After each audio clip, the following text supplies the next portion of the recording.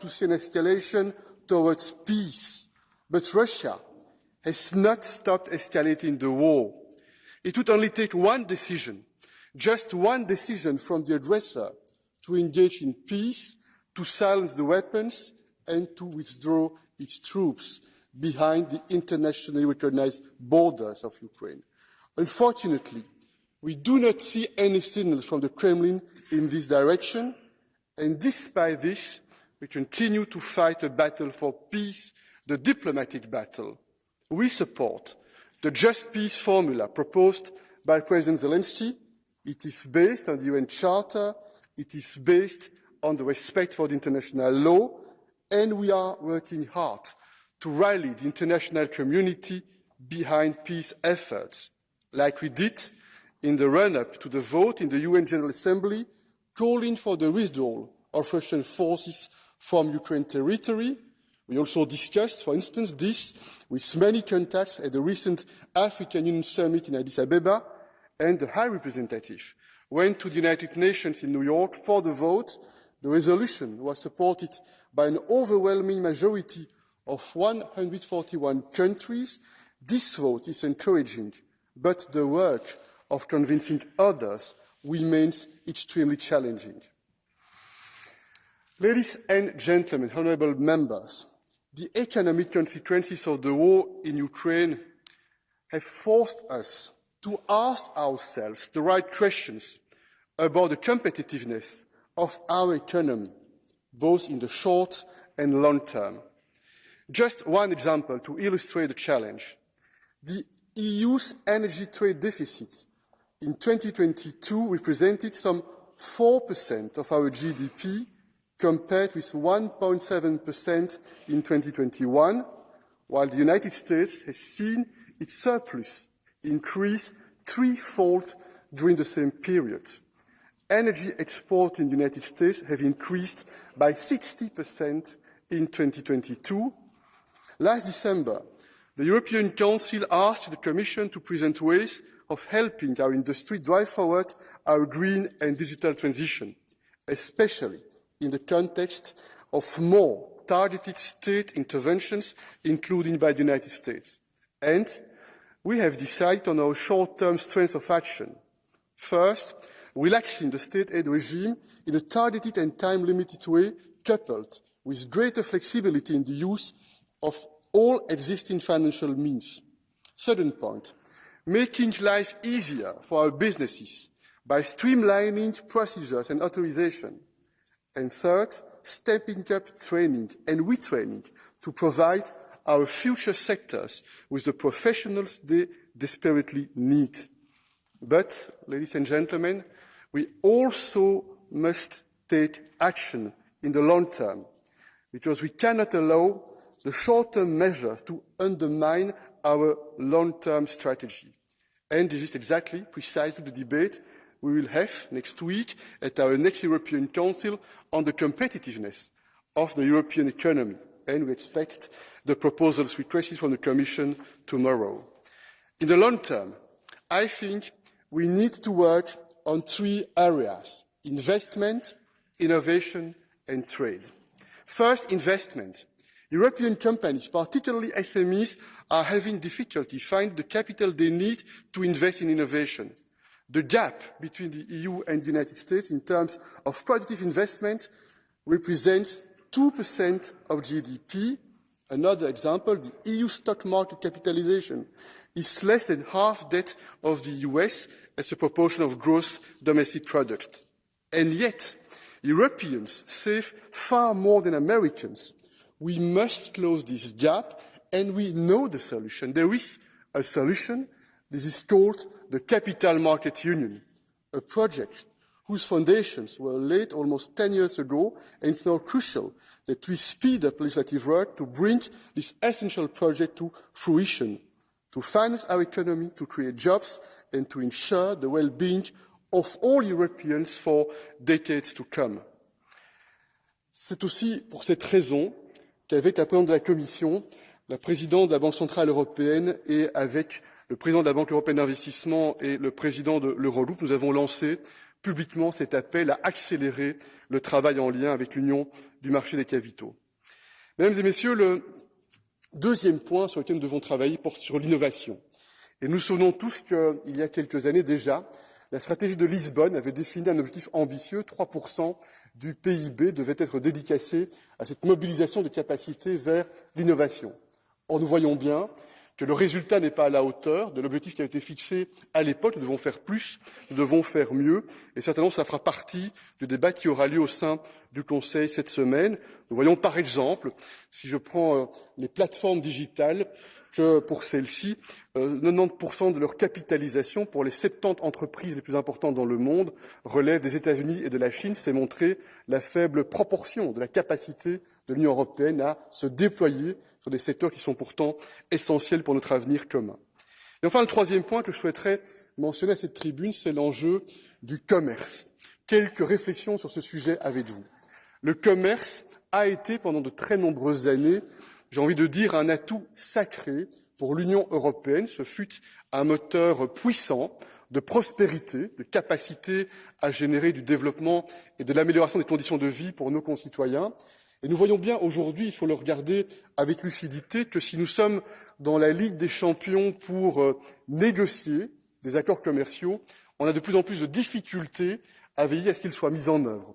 Ainsi, depuis 2006, sur 14 accords commerciaux qui ont été conclus, l'immense majorité est soit entrée en vigueur de manière provisoire, et non pas de manière définitive, voire l'entrée en vigueur est restée au point mort. On aura, dans les mois qui viennent, avec par exemple le Mercosur, le Chili ou la question du Mexique, un certain nombre de choix qui devront être faits. Il faudra regarder la vérité en face. Et pour vous dire le fond de ma pensée sur le sujet, je pense que nous avons deux enjeux en lien avec notre politique commerciale pour l'avenir. Le premier touche à notre méthode de décision, à notre méthode de négociation d'une part, mais aussi la capacité à veiller à ce que nos sociétés, l'ensemble des acteurs directement concernés, puissent se sentir impliqués dans le processus, c'est-à-dire travailler pour plus de transparence, pour plus de confiance. Il y a un bon exemple, je crois, c'est le Brexit. Le Brexit a été l'occasion de mobiliser sans agenda caché, en toute transparence, toutes les informations pour le Parlement européen, pour les parlements nationaux, pour les sociétés civiles, pour les acteurs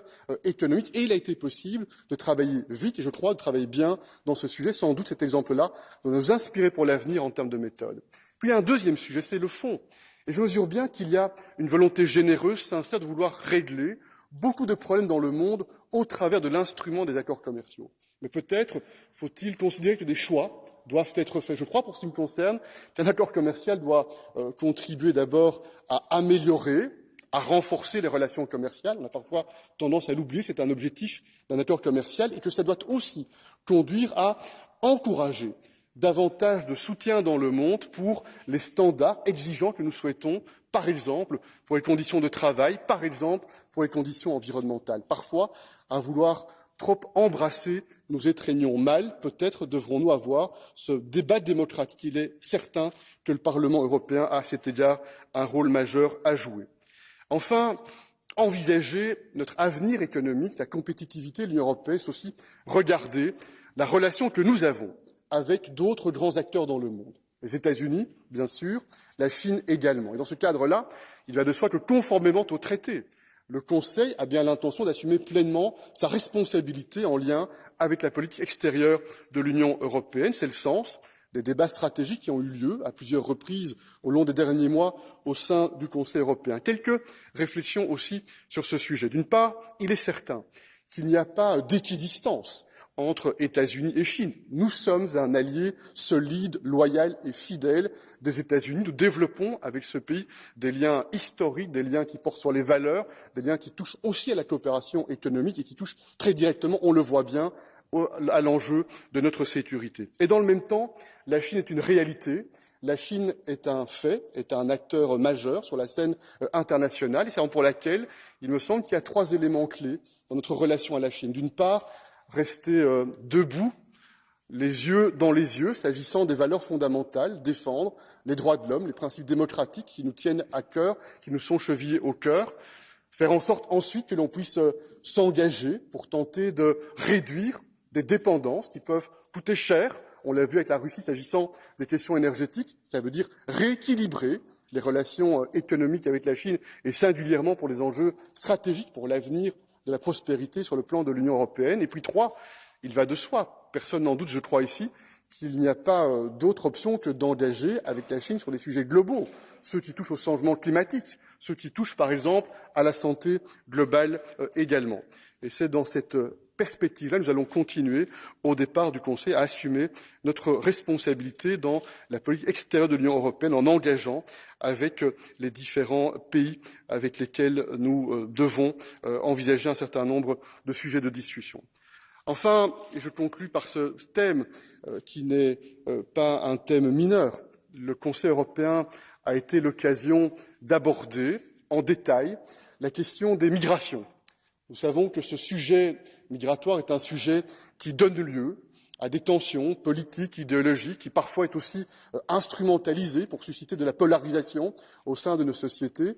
Et nous pensons qu'il faut faire preuve de sang-froid, de rationalité dans l'analyse de cet enjeu. D'une part, nous faisons confiance au travail qui est mené par le Parlement européen, en lien avec la présidence rotative, afin de faire entrer en vigueur le pacte migratoire, c'est la dimension interne de la migration, et nous veillerons à ce qu'au départ du Conseil, il y ait aussi cette capacité de nous engager pour progresser sur ce sujet dans les prochains mois, et d'autre part, sans attendre l'entrée en vigueur de ce pacte migratoire, il est certain que l'on doit faire mieux et plus en termes de coopération avec les pays tiers, avec les pays d'origine, avec les pays de transit, plus de coopération pour lutter ensemble contre les trafiquants et les criminels qui spéculent sur la misère et sur la pauvreté, plus de mobilisation aussi pour ouvrir des canaux légaux de migration, ne pas laisser à des trafiquants et des criminels décider qui a la capacité de venir vers l'Union européenne, mais décider en conscience, dans le respect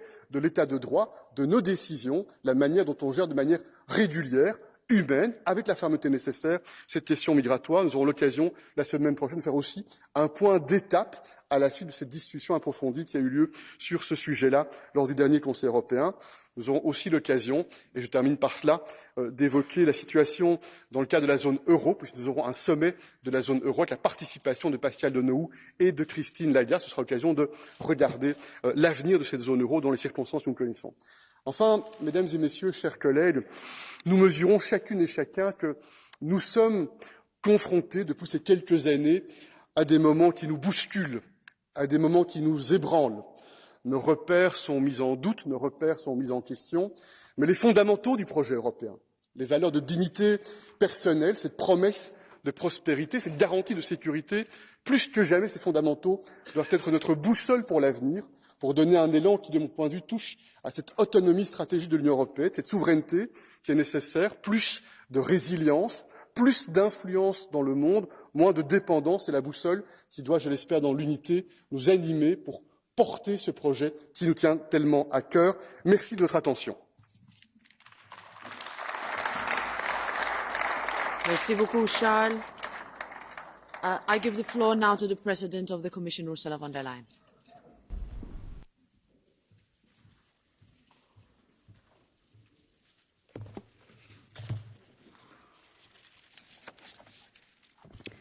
President Metsola Di Roberta, President Michel, cher Charles, honourable members.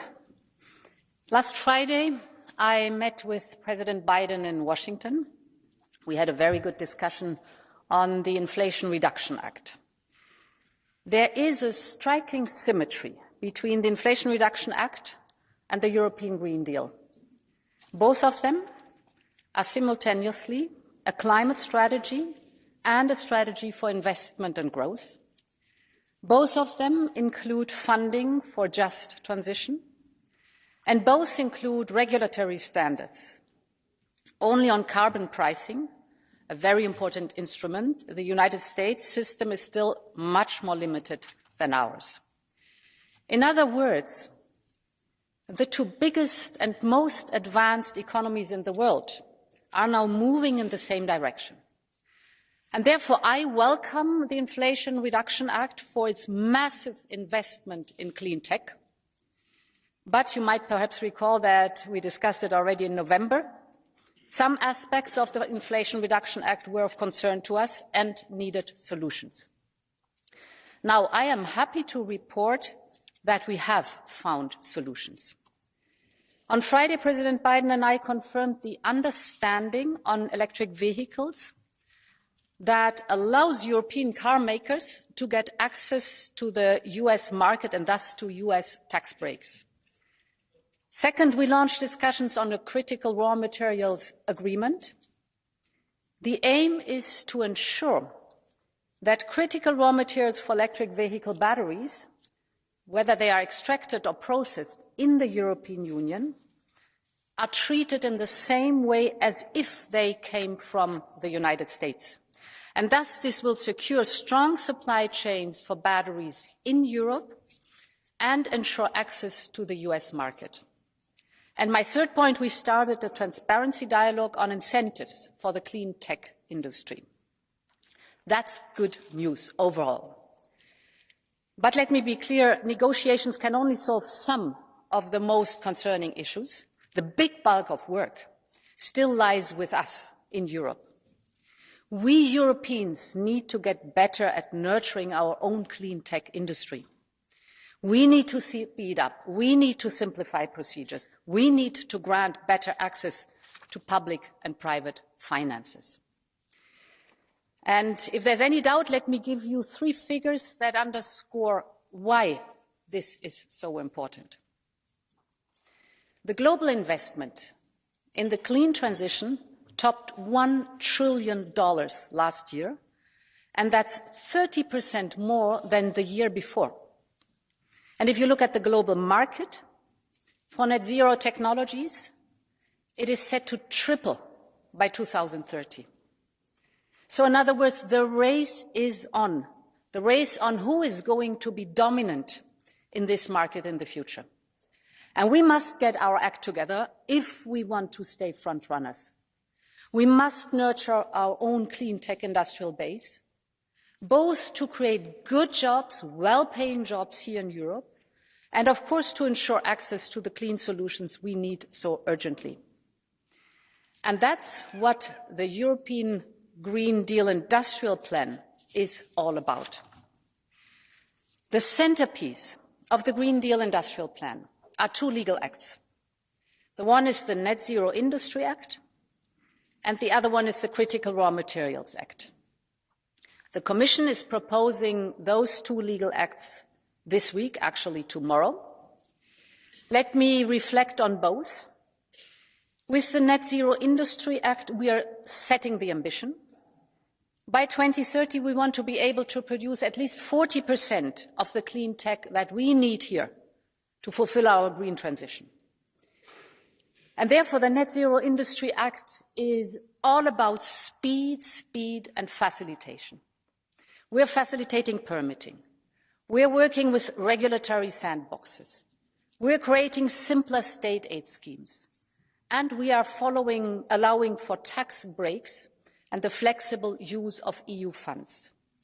So, in short, the Net Zero Industry Act provides speed, simplification, and it provides funding. The second centerpiece is the Critical Raw Materials Act, which the College will also adopt tomorrow.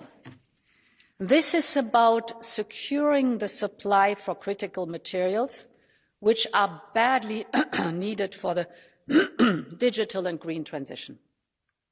These minerals, as you know, power phones and electric vehicles, the batteries, the chips, the windmills, the solar panels, you just name it.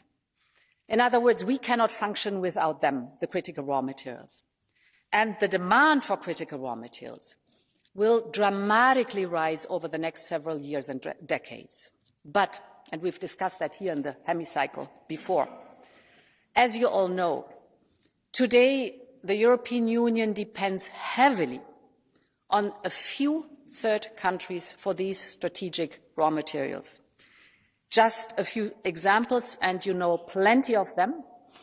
We get 98% of our rare earth supply from China, 93% of our magnesium from China, 97% of our lithium from China. And you can continue this list over and over again.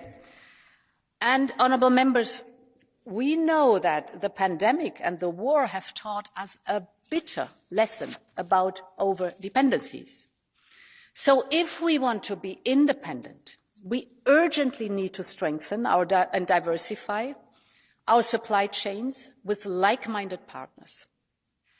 I was last week also in Canada, and this is a like-minded partner. You can see exemplary there, European companies just doing just that, diversifying and strengthening our supply chains.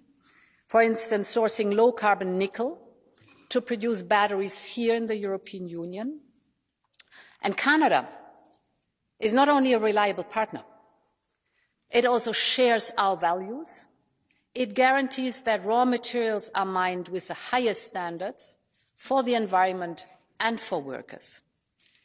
So our Critical Raw Materials Act will support these efforts by European companies. We want to extract more ores and minerals here in the European Union. We want to boost our processing capacity to at least 40% of annual consumption. And of course, we need to recycle more. Again, if I may jump back to Canada, I visited a company that is able to recycle from old batteries 95% of the lithium, the cobalt, and the nickel. 95%. It's amazing to see that. Old batteries. So that's the future. That's what we have to have in the European Union. Soweit, meine Damen und Herren Abgeordnete, zu unserer Unterstützung für Clean-Tech-Unternehmen. Doch das Thema der Wettbewerbsfähigkeit ist natürlich viel, viel breiter. Es betrifft unseren Binnenmarkt, und genau damit beschäftigen wir uns mit 2 Mitteilungen, die wir auch morgen veröffentlichen werden. Wir alle wissen, dass der Binnenmarkt die Grundlage unseres Wohlstands und unserer Wettbewerbsfähigkeit ist. Er wird in diesem Jahr 30 Jahre alt, aber das Potenzial, das in diesem Binnenmarkt steckt, ist noch längst nicht ausgeschöpft. Wenn man sich die verschiedenen Studien anschaut, die sich mit dem Binnenmarkt beschäftigen, dann zeigen sie, dass wir mehr als 700 Milliarden freisetzen könnten, wenn wir das gesamte Potenzial des Binnenmarktes ausschöpfen würden. Und das beginnt, Sie kennen die Themen, bei den Kapitalmärkten oder bei Forschung und Entwicklung. Wir wissen, dass wir so stark sind, weil wir stark sind bei Grundlagenforschung, Entwicklung und dann die Marktfähigkeit herstellen. Sie kennen die Beispiele. Die mRNA-Impfstoffe sind hier in Europa entwickelt worden. Mit ihrer Hilfe konnten wir die Pandemie überwinden. Und es gibt einen guten Grund, warum diese zukunftsweisende Innovation hier entwickelt worden ist. Oder ein anderes Beispiel aus der Wasserstoffforschung. Es gibt keinen anderen Ort auf der Welt, wo zwischen 2011 und 2020, also in der letzten Dekade, mehr Patente für grünen Wasserstoff angemeldet worden sind als hier bei uns in Europa. Das sind nur 2 Beispiele von ganz vielen. Genau hier müssen wir ansetzen. In der Tat, wir Europäer haben uns das Ziel gesteckt, bis zum Jahr 2030 3% unseres Bruttoinlandsproduktes für Forschung und Entwicklung auszugeben. Aber dieses Ziel haben wir schon lange. Das haben wir uns zum ersten Mal gesteckt 2002. Und wenn man mal sich die Geschwindigkeit anschaut, mit der wir uns auf dieses Ziel zubewegen, ja, dann kommen wir näher, aber sehr, sehr langsam. Das reicht auf keinen Fall. Und vor allen Dingen sind andere schneller und andere schlafen auch nicht. Während unsere Ausgaben für Forschung und Entwicklung, wie gesagt, langsam steigen, sehen wir, dass unser Anteil in der Welt an Forschungs- und Entwicklungsausgaben in den letzten 20 Jahren von 41% gesunken ist auf 31%.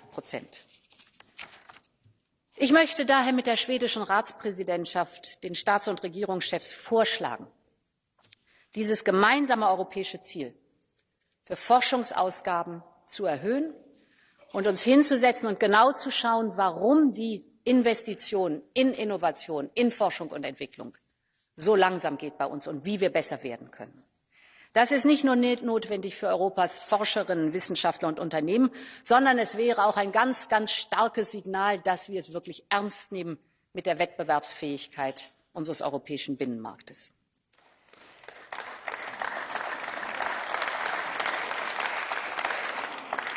Mein zweiter Punkt betrifft ein Thema, das Sie immer wieder hören: Bürokratie. Es sind Europas Unternehmen und Beschäftigte, die den Binnenmarkt zu einer der attraktivsten Wirtschaftsregionen der Welt machen. Und zwar ganz egal, ob wir von Industrieriesen sprechen, Weltmarktführern, Mittelständlern oder Familienbetrieben. Ihr Erfolg ist Europas Erfolg. Und daher setzen wir alles daran, Ihre Arbeit zu erleichtern. Wir wissen, dass die Qualität der öffentlichen Verwaltung und des Rechtsrahmens entscheidend ist für die Wettbewerbsfähigkeit.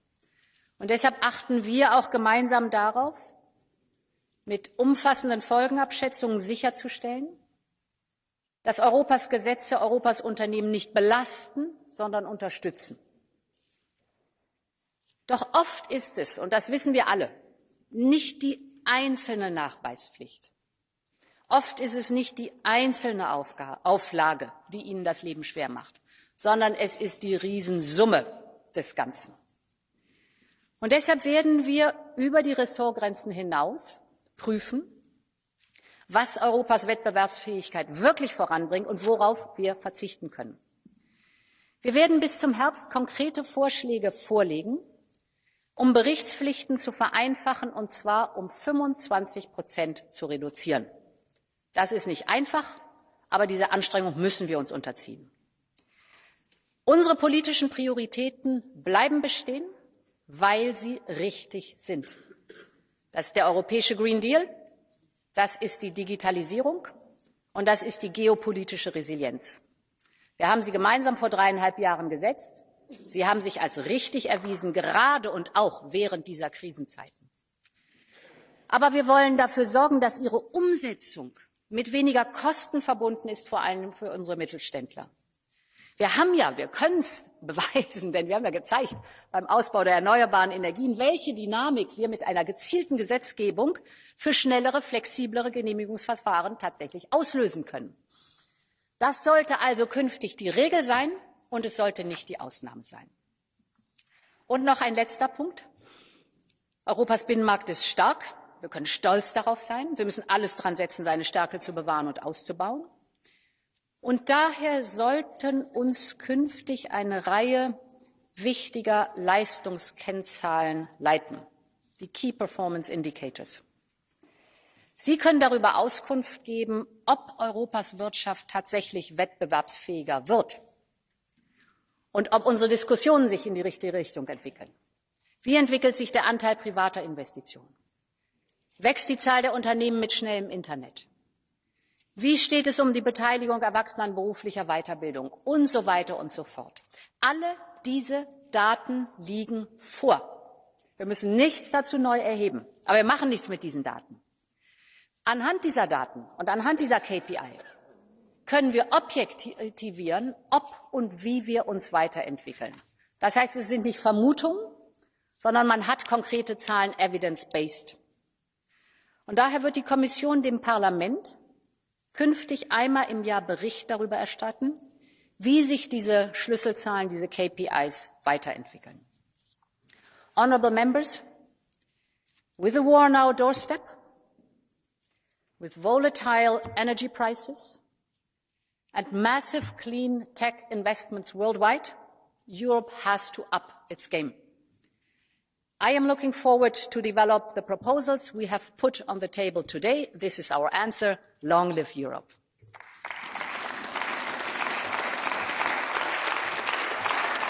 Thank you very much to the Commission President. I now give the floor to the representatives of the political groups, starting by the President of the EPP, Manfred Weber. President of the European Parliament, Commission, Council, dear colleagues. Good politics starts first of all with a reality check. 8 out of 10 global champions are from the US.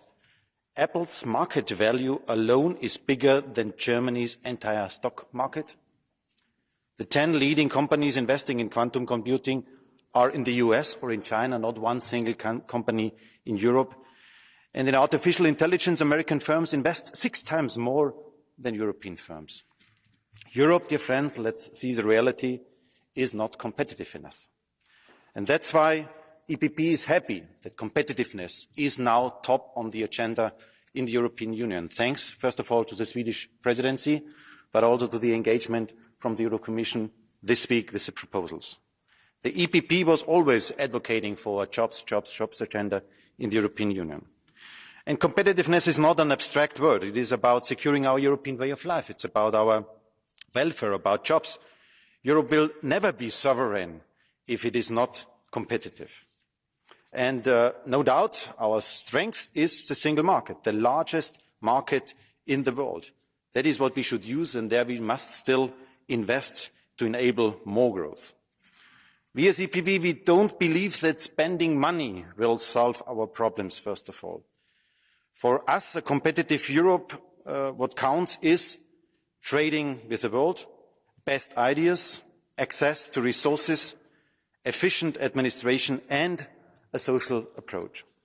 Let me go to these concrete points. Speaking about trade, the whole problem with the IRA started, let's be honest, when parts of this House rejected the TTIP negotiations. If we had TTIP, we wouldn't have to deal with IRA now, because our Canadian and Mexican friends have full access to America. A competitive Europe needs trade. And in this legislature, Europe is lacking fresh, ambitious approach when it comes to new free trade agreements. We see no progress, for example, on Mercosur. 800 million consumers, or if I may say friends, because they are closely linked to Europe, the friends from Mercosur area are waiting for us. We need new free trade agreement with the United States, and we need a free trade union with the democracies in the world. A second point, a competitive Europe should also not limit innovation and forbid technologies. In our last session here in February in the European Parliament, a majority decided to ban the combustion engine. I ask myself, who is now producing cars for areas, for regions like South America? I don't think that they will have in 2035 enough electric charging infrastructure in South America that they can buy all electric cars. So combustion engine is still necessary. We hear some different voices, Stefan, from the Liberals. So Wissing is telling us that combustion engine is necessary, and Bruno Le Maire is telling us that it is not anymore the case. So we need a clear idea. We think that innovation and allowing technologies is the right answer and not forbidding them. I want to underline that a third point for us is the strategy to raw materials. China is more and more dominating global resources, and that's why we welcome very much the Commission proposal for a raw material strategy for Europe. The fourth point is that we need competitiveness also with tackling cutting red tape, and I think with more ambition.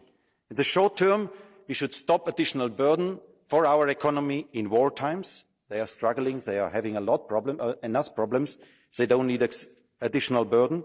And in the mid and long run, I agree with Ursula von der Leyen that we set limits to bureaucracy by the European Commission and put all vice presidents in charge to realise it. I welcome the Commission proposals now for a competitiveness check on all new EU regulation and to reduce the reporting obligations for our economies and make our single market more competitive with less bureaucracy. So a competitive Europe, European regulation and cutting red tapes have to go hand in hand. And above all, we need a competitive Europe that must guarantee a social Europe. Being social means providing people with a job and with a decent income, especially our young generation. Our youth needs quality jobs. We need jobs, jobs, jobs. Dear friends, Europe invented the cars because it was competitive. Let's invent now the next step of a digital age, like, for example, a digital Airbus project. Let's make Europe the competitive powerhouse of this world. Thank you. Thank you, Mr. Weber. I give the floor now to the President of the S&D Group, Irache Garcia Perez.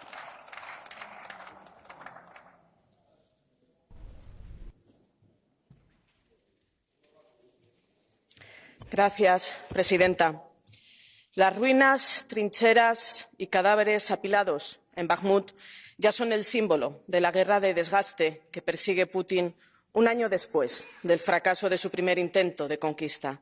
Putin ya ha perdido la guerra. Ahora nuestra responsabilidad es continuar ayudando para que Ucrania la gane. Con su ejército mermado, su economía golpeada por las mayores sanciones de la historia y su posición internacional cada vez más aislada, Putin solo tiene como salida perpetuar la guerra hasta conseguir el cansancio de los aliados. No podemos permitir que la larga guerra de desgaste atenace a los europeos y a nuestras economías. Los elevados precios de la energía, la subida de la cesta de la compra con un IPC alimentario que ya supera el 18% y el inaccesible precio de las viviendas sacuden el futuro de los europeos. Proteger a los más vulnerables es nuestra responsabilidad colectiva. Las decisiones que tomemos hoy marcarán el futuro. No hay mejor solución que acelerar la transición ecológica y la autonomía energética. Y lo más urgente es la reforma del mercado eléctrico para limitar de forma permanente el impacto del gas en las facturas y no depender de terceros países para calentar nuestros hogares. El modelo actual no está en condiciones de aguantar una situación de estrés como la de ahora. Las energías renovables representaban el 10% en 1998. Hoy, el 50% y las previsiones apuntan a un 74% en 2023. La creación de industrias de cero emisiones, el impulso de la competitividad tecnológica y la diversificación de las cadenas de suministro son factores claves para que la prosperidad y la estrategia de la Unión Europea sea una realidad en las próximas décadas. Las necesidades de financiación del Plan Industrial Verde son enormes. La flexibilización de los requisitos para que los Estados miembros ayuden a las empresas de la transición verde y digital y no pierdan competitividad frente al IRA y la Administración Biden es necesario. Pero también las empresas tienen la obligación de proteger el pulmón que mantiene con vida a la industria, que es la clase trabajadora. Ahora la Comisión Europea y el Banco Central Europeo reconocen lo que siempre hemos defendido los socialdemócratas. Las empresas tienen margen para asumir subidas salariales. No permitiremos que los salarios de los trabajadores pierdan poder adquisitivo mientras los beneficios de las empresas aumentan. En las próximas décadas seremos testigos de la mayor modernización económica de nuestro tiempo. Ante el cambio necesario, tenemos que poner en marcha la reforma del Pacto de Estabilidad y Crecimiento, que debe de incorporar los objetivos del Pilar Europeo de Derechos Sociales y un instrumento permanente financiero similar al Next Generation EU o al SURE para garantizar las inversiones públicas necesarias. Señorías, en un contexto en el que la guerra ha regresado a Europa, debemos redoblar nuestros esfuerzos y nuestras ambiciones. Toda persona, en su sano juicio, quiere la paz, pero el Kremlin no renuncia a las armas. La diplomacia no debe renunciar a su misión, pero lo que no podemos consentir las democracias, bajo ningún concepto, es abandonar a Ucrania a su suerte. Y la forma de lograrlo es seguir manteniendo nuestra unidad.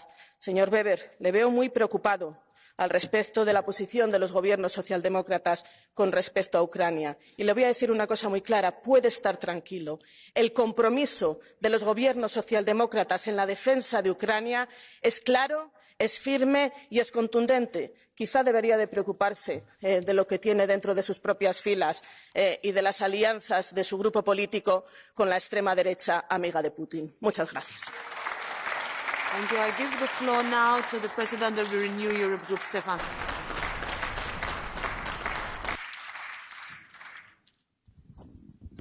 Monsieur le Président, Madame la Présidente, chers collègues, cette semaine a encore montré l'urgence industrielle européenne et cette urgence est apparue au grand jour. Vous l'avez tous lu, les hésitations notamment de Volkswagen, un de nos fleurons économiques, sur l'opportunité d'ouvrir une méga usine de batteries en Europe ou aux États-Unis. C'est la question. Vous avez également tous vu, tous lu, que ce sont bien d'ailleurs les annonces européennes qui détermineront le choix de Volkswagen. Et je pense que, Monsieur Weber, vous faites une erreur à penser que uniquement les accords commerciaux régleront les questions de compétitivité. Il n'y a pas que les accords commerciaux dans nos politiques européennes. Et d'ailleurs, quelle est notre situation? Nous nous sommes mis en difficulté dans une guerre économique mondiale. Notre industrie Et d'ailleurs, en attente d'une intervention européenne, je l'ai dit, mon groupe appelle depuis des mois à une action sur tous les leviers. Sur certains, je vois que nous avons avancé, et j'en félicite la Commission européenne, et sur d'autres, nous pouvons faire plus et probablement faire mieux. Alors, comment rendre notre industrie plus compétitive? Je vois 3 points. D'abord, les prix plus bas dans l'approvisionnement sûr des matières premières en énergie. Là-dessus, nous avons fait un bon pas dans la bonne direction, je pense. Nous avons soutenu les contrats de long terme et décarbonés. Oui, il faut diversifier les ressources d'approvisionnement et accélérer le recyclage des matières premières. C'est la condition sine qua non, d'ailleurs, pour que les clean tech se développent en Europe. Ensuite, je vois le financement privé et public qui sont aujourd'hui pas assez élevés. Nous sommes en retard sur le financement. Il faut être à la hauteur de nos compétiteurs américains et chinois. Comment expliquons-nous à nos PME qu'après nos discours, des centaines de discours, certains attendent encore leur fonds de relance que nous avons décidé maintenant depuis quelques mois. Ça fait 10 ans qu'on parle de l'union du marché des capitaux, 5 ans qu'on parle de la révision du pacte de stabilité et de croissance, 2 ans que mon groupe demande une réflexion sur un fonds de souveraineté européen, et on attend encore sur ce volet de financement. L'investissement est, je pense, le nerf de la guerre dans cette guerre économique. Un cadre clair et propice est exactement ce que nous demandent aujourd'hui les industriels européens. Enfin, des relations équitables avec nos partenaires. Madame la Présidente, je ne vois toujours pas d'exemption pour les entreprises européennes sur le marché américain.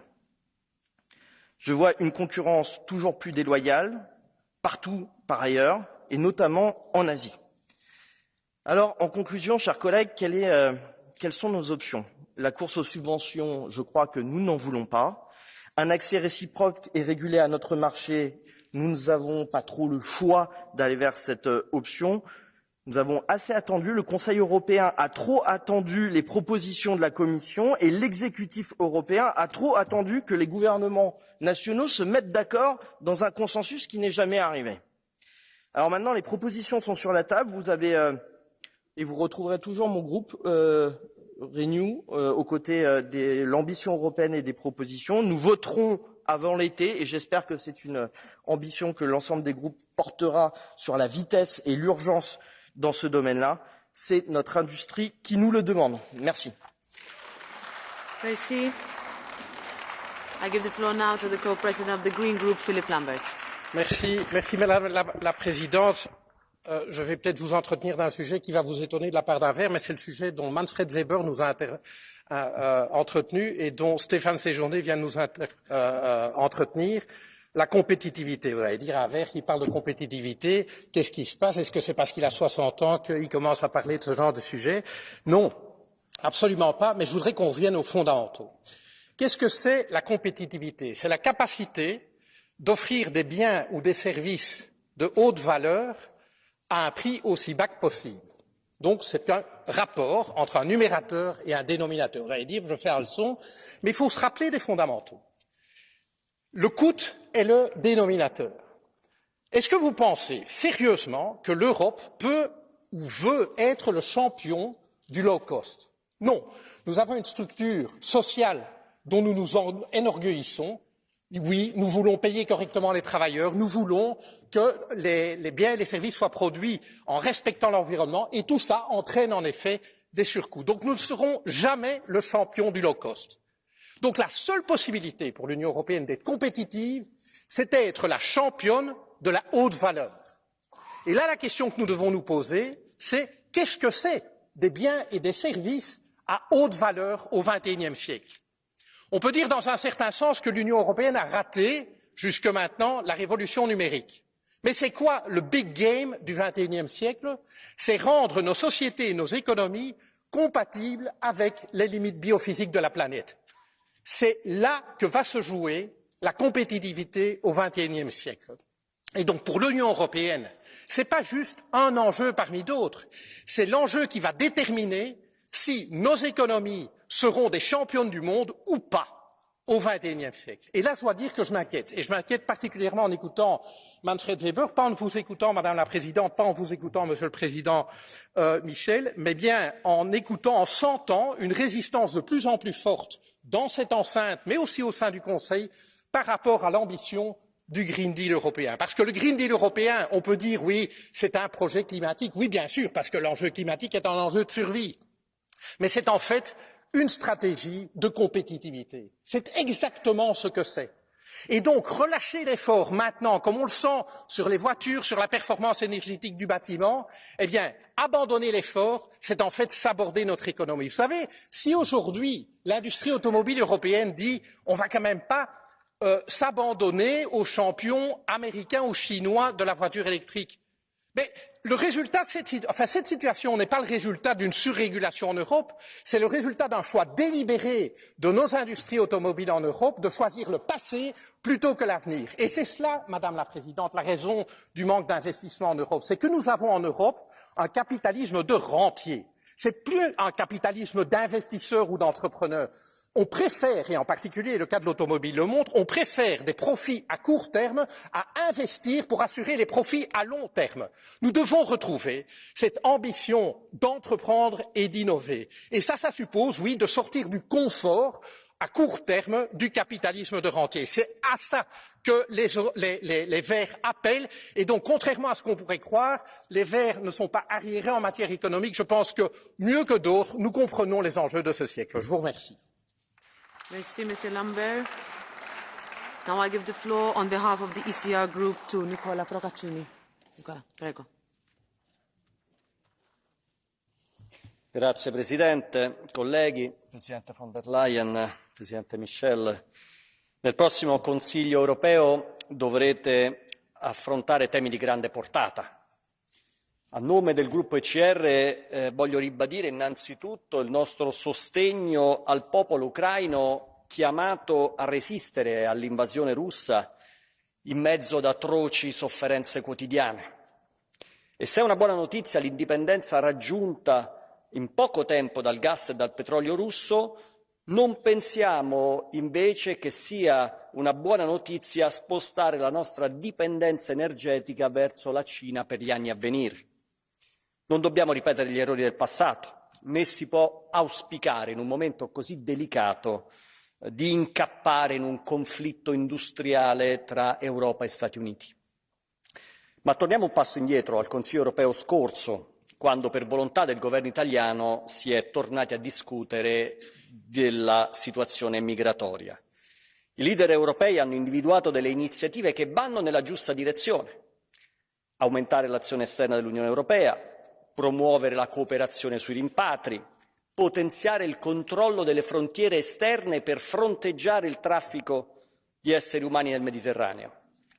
Purtroppo la realtà non ha atteso i bizantinismi di Bruxelles e negli stessi giorni in cui le autorità militari italiane salvavano migliaia di migranti in mezzo al mare, purtroppo si è verificata la tragedia di Cutro. Non la prima di questo genere, forse neanche l'ultima. C'è un'amara constatazione dalla quale non possiamo sfuggire. Più persone affidano la propria vita agli scafisti, pagandoli lautamente, più morti in mare dovremo piangere insieme. Voltandoci indietro non possiamo che constatare il fallimento della politica europea in materia di immigrazione, da qualunque punto di vista la si osservi. Per i colleghi socialisti e della sinistra i fatti recenti sono stati l'ennesimo pretesto per attaccare un governo di colore politico opposto. Ora non starò a rinfacciarvi i tanti migranti morti in Italia, come in Spagna, in Grecia, in Francia, ogni volta che la sinistra si è trovata alla guida di queste nazioni. Né starò ad elencare le conseguenze dell'immigrazione senza freni nelle città europee in balia di quella folle ideologia chiamata no borders. Cari colleghi, mi limito ad osservare con oggettività che su questi argomenti la vostra ipocrisia è paragonabile soltanto alla vostra incapacità di trovare delle soluzioni. Quando è che potremo finalmente condividere il principio che al di là dei nostri colori politici l'immigrazione deve essere governata e non subita, che non possiamo lasciare agli scafisti o alle milizie di mercenari il compito di stabilire chi ha diritto e chi non ha diritto di entrare in Europa. Nessuno ha mai pensato che il governo italiano potesse risolvere tutto in 4 mesi. L'immigrazione è un problema complesso. Per fortuna il governo ha le idee ben chiare. Di sicuro sappiamo che l'immigrazione è un problema europeo e come tale ha bisogno di una risposta europea. Per questo valuteremo con attenzione la comunicazione sulla gestione integrata delle frontiere, lanciata ieri dalla Commissione. C'è bisogno di azioni urgenti, concrete ed efficaci. Serve il coraggio delle scelte giuste, non serve la strumentalizzazione politica del sangue, che è tipica di chi non dà valore alla vita. Grazie. E adesso do la parola al Presidente del gruppo ID, Marco Zanni.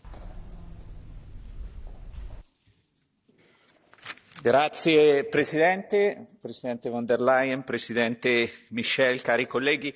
Ho ascoltato con interesse le parole del Presidente von der Leyen, che ci ha dato una visione del suo viaggio negli Stati Uniti e ci ha dato un'anticipazione di quanto i provvedimenti che tanto attendiamo dalla Commissione avranno al loro interno. Mi permetto però di essere un po' scettico, perché in quello che lei ci ha delineato ci sono elementi sicuramente di interesse, ma sono promesse che abbiamo sentito da tanto tempo e aspettiamo fatti concreti. E poi, a mio avviso, sul tema di quello che a livello industriale e produttivo l'Europa vuole essere nei prossimi anni, c'è un errore di base nella strategia che le istituzioni europee stanno portando avanti e l'ho ripetuto più volte. A mio avviso è un grande errore ricopiare gli Stati Uniti o pensare che oggi l'Unione Europea possa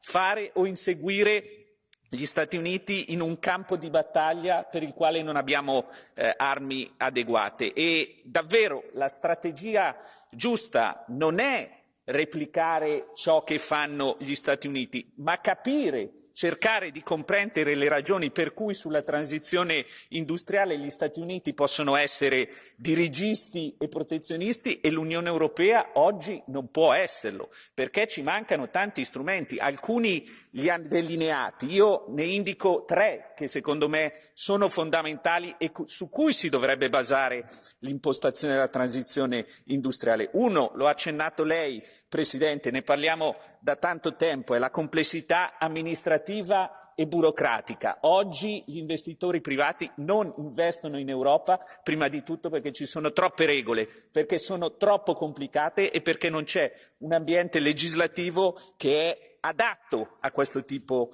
di investimenti. Il secondo punto si collega, anche questo l'ha toccato nella sua presentazione iniziale, è il mercato dei capitali. Gli Stati Uniti hanno un mercato dei capitali molto sviluppato, l'Europa è molto indietro su questo punto, ne parliamo da tanti anni, ma i progressi sono veramente insignificanti e c'è un ammontare di liquidità abbondante in questi mercati che aspetta un segnale per poter investire anche nelle nuove tecnologie. E l'ultimo punto riguarda le risorse naturali. Gli Stati Uniti sono un paese che dispone di grandi risorse naturali, non solo nel suo territorio, ma dispone anche di vicini e alleati che hanno altrettante risorse. Lei menzionava il Canada. La nostra transizione sarà basata su tecnologie, su risorse che dipendono da un grande paese con cui oggi abbiamo uno scontro in atto, che è la Cina, che non è una democrazia, che non è un paese a cui possiamo legarci mani e piedi. E c'è un altro tema, quello della neutralità tecnologica. Oggi la Commissione sta abbandonando nel suo progetto questo principio che è sacrosanto. Abbandonare il concetto della neutralità tecnologica in questa transizione vuol dire ammazzare innovazione e ricerca. L'ultimo punto sul tema immigrazione, condivido quanto detto dal collega Procaccini. Ho apprezzato le parole del Presidente Michel perché significa che oggi c'è un cambio di rotta, oggi non c'è più la narrativa delle frontiere aperte o della redistribuzione che non è possibile, ma il focus è sulla riduzione di un'attività che è illegale, perché diciamolo forte e chiaro, l'immigrazione clandestina è un'attività illegale e mi fa specie aver sentito in questi giorni attacchi di alcuni colleghi a un governo che in questi mesi ha salvato più di 30.000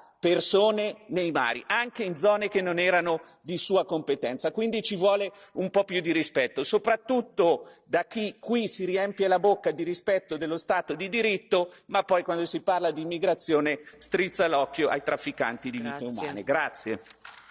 I give the floor now to the co-president of the Left Group, Martin Schödewan.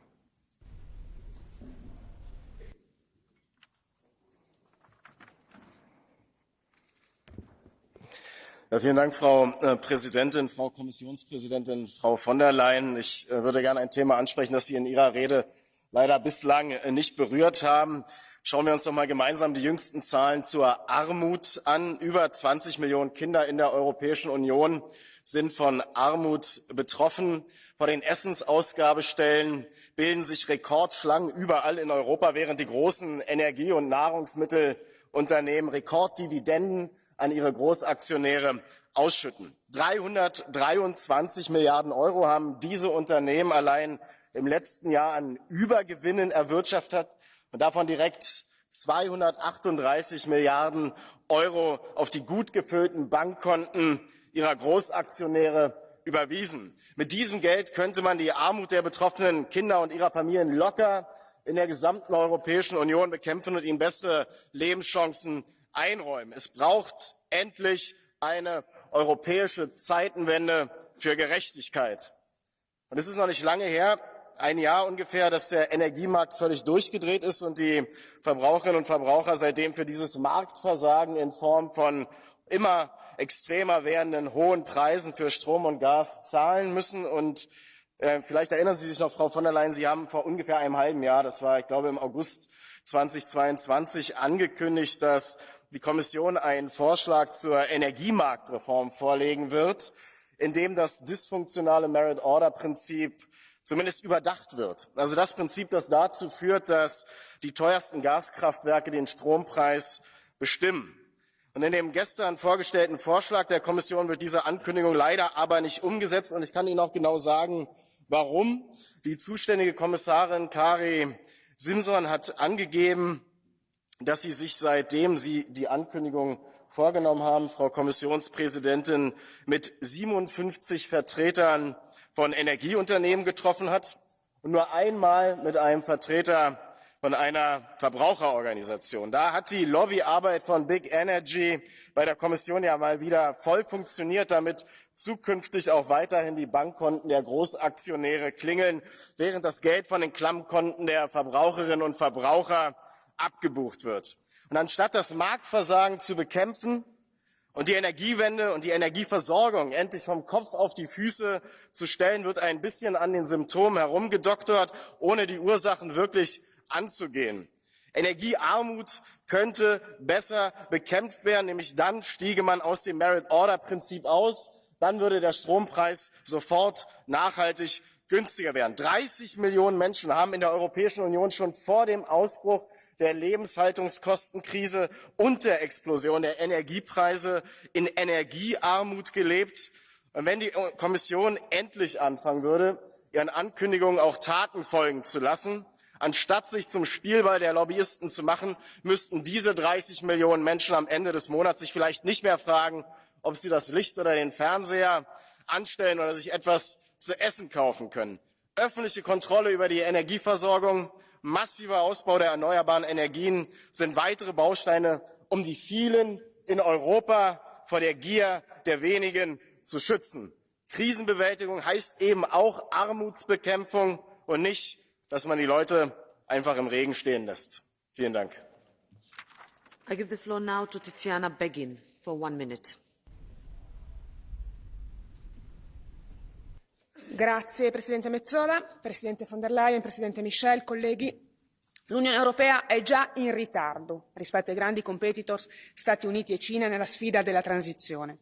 Nonostante sia sceso negli ultimi mesi, il prezzo del gas rimane troppo alto e i costi per le imprese e le famiglie europee sono fino a 7 volte superiori a quelli degli Stati Uniti ed è evidente quindi che non solo non possiamo più dipendere dall'estero, ma dobbiamo anche tenere bassi i costi energetici, pena l'indebolimento della nostra competitività. In questo il Consiglio prossimo sarà decisivo per recuperare il tempo perso, ma non bastano le misure energetiche. L'Europa ha bisogno di un nuovo programma industriale di ampia scala per cogliere appieno le sfide della transizione. Quindi saluto con favore il discorso anticipato oggi dalla Presidente von der Leyen, che condivido ovviamente attendendo di conoscerne meglio i dettagli. Bisogna però puntare su investimenti certi e con fondi dedicati a questa nuova era industriale basata su energia pulita e sostenibile. Ma su questo vedo ancora troppe reticenze. Purtroppo troppi paesi, tra cui purtroppo anche il mio, oggi non sembrano capire che non possiamo perdere il treno di un futuro che è già qui e cercano inutilmente di restare ancorati a modelli ormai superati. Il mondo va avanti anche senza di noi e oggi è il momento di mostrarci uniti qui a Bruxelles per un Energy Recovery Fund che sarebbe vitale per l'Italia e per l'Europa. Grazie. I give the floor next to Esther de Lange for 1,5 minutes. Ja, dank u wel, mevrouw de voorzitter. En staat u mij toe op deze verkiezingsdag voor de Provinciale Staten in Nederland het belang van iets als de Net Zero Industry Act heel concreet te vertalen? En in het Nederlands in tegenstelling tot wat u misschien gewend bent. Neem de provincie Groningen. Ik denk dat het een provincie is die de commissievoorzitter goed kent, omdat het haar buurregio is. Een regio waar de aardgasproductie gestopt is vanwege de aardbevingen die het veroorzaakten, met alle gevolgen van dien. En de kennis in de regio op het gebied van energie willen ze nu gebruiken voor de productie van groene waterstof.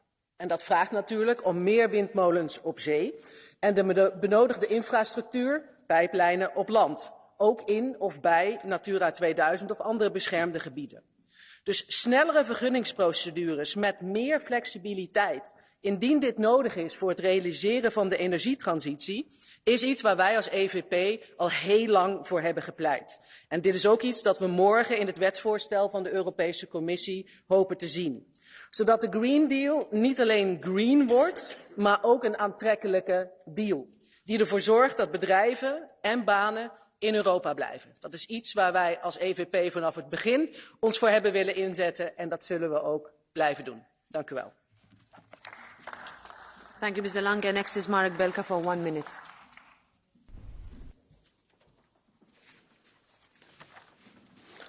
Presidents, to say anything meaningful within 60 seconds looks like a high-tech achievement. But we are discussing this, so let me try. Without strong, resilient and modern economy, Europe will be losing its significance as a global player. But what's more important, our standards of living will gradually deteriorate. This is what we all know. We need Europe economy to be more competitive. We need to mobilize resources, both public and private, to realize our ambitious objectives. However, we should not forget about internal cohesion of the EU, especially that most of it is a common currency area.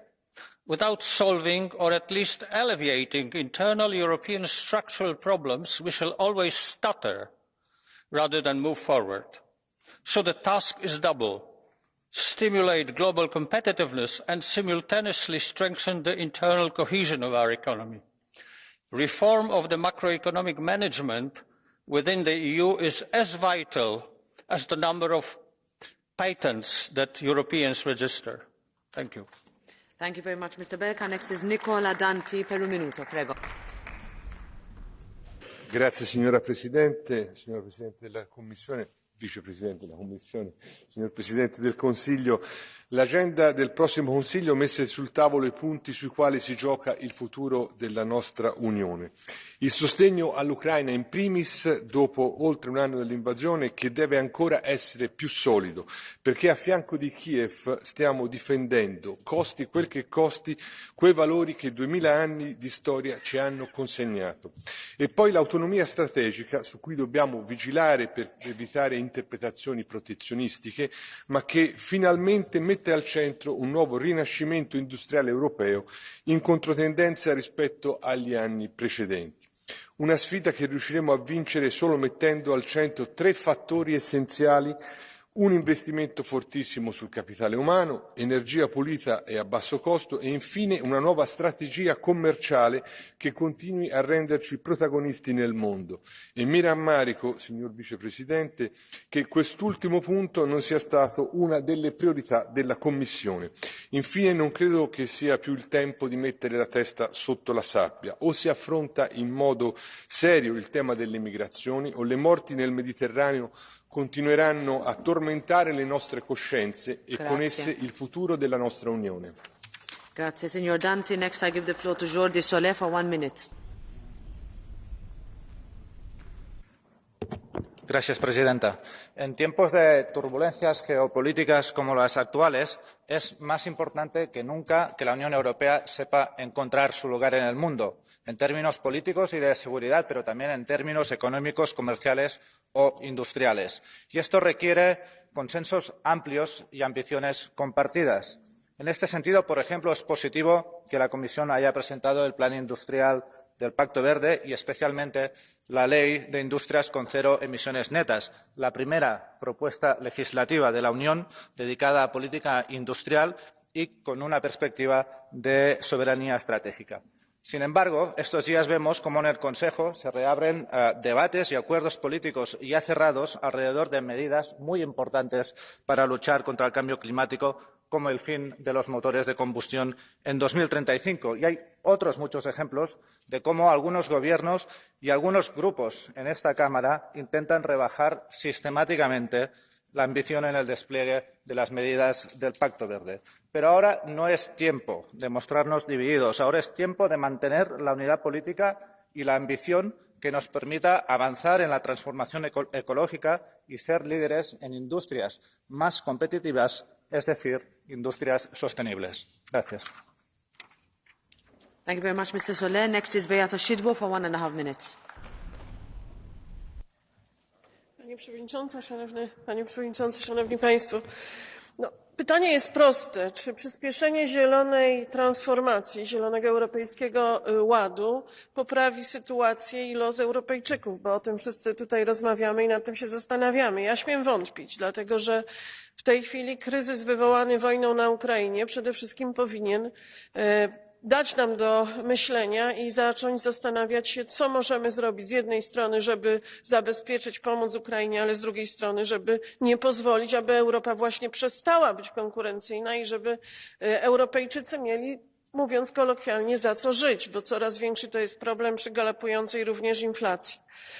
I tutaj bardzo często pojawiają się pytania, no jak to, dlaczego nam nie będzie wolno jeździć samochodami spalinowymi, kogo będzie stać na samochody elektryczne, a jednocześnie będą produkowane przecież nowoczesne panele, nowoczesne wiatraki, które będą produkowały energię i ludzie pytają, czy one będą bezemisyjnie produkowane? No nie. W związku z tym dlaczego kosztem naszych budżetów ma się odbywać w tej chwili ta przyspieszona transformacja? To jest jedna kwestia. Druga kwestia, Szanowni Państwo, bardziej istotna wydaje mi się w tym momencie.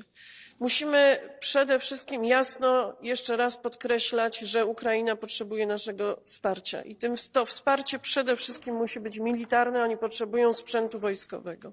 A jeżeli tak, państwa poszczególne muszą się również i dozbrajać, muszą produkować i kupować sprzęt wojskowy. Polski rząd złożył propozycję, żeby wyłączyć te wydatki na obronność spoza deficyt, żeby nie dotyczyło to, żeby nie wchodziły one w reguły budżetowe w Unii Europejskiej, bo dla wielu państw to będzie niezwykła pomoc, żeby z jednej strony wspierać Ukrainę, ale z drugiej strony, żeby pomagać obywatelom, mieszkańcom, którzy borykają się w tej chwili z galopującą inflacją. Dziękuję bardzo. Thank you. Maintenant, je donne la parole à Jordan Bardella pour 2 minutes.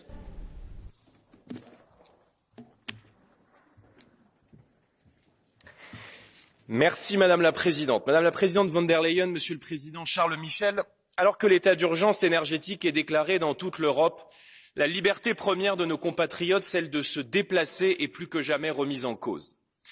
Mais que vous ont donc fait les automobilistes pour mériter autant de haine? Après les taxes carbone, qui ont déclenché en France la colère des gilets jaunes, après les malus en tout genre, après la privatisation des autoroutes qui a entraîné la hausse massive des prix des péages, l'Europe et les ayatollahs de l'écologie punitive ont inventé à leur égard une nouvelle persécution, les zones à faible émission qui interdisent des grandes agglomérations une majorité de véhicules. Avec ces zones à faible émission, vous légitimez derrière le beau principe de l'écologie l'exclusion assumée des gens ordinaires, de ceux qui n'ont d'autre choix que d'utiliser leur voiture à diesel pour vivre et travailler. Mais l'enfer est pavé de bonnes intentions. Ces zones à faible émission sont des zones à grande exclusion, qui vont reléguer hors des grands centres urbains les plus modestes, dont la voiture est souvent le seul moyen de transport. Avec ces zones à faible émission, mieux vaut être le propriétaire d'une Porsche hybride dernier cri qui habite dans un quartier huppé que celui d'une petite Clio avec 75 000 kilomètres au compteur qui vit dans une commune rurale. Vous érigez autour des grandes villes d'Europe une citadelle invisible et pourtant infranchissable, celle de l'argent. En définitive, ces zones à faible émission érigent des péages contre les plus modestes. Avec l'interdiction démagogique de la vente de véhicules thermiques à horizon 2035, avec l'instauration de ces ZFE, vous confirmez que pour l'Union européenne, l'écologie se résume à surveiller, punir, exclure, taxer, affaiblir et traquer.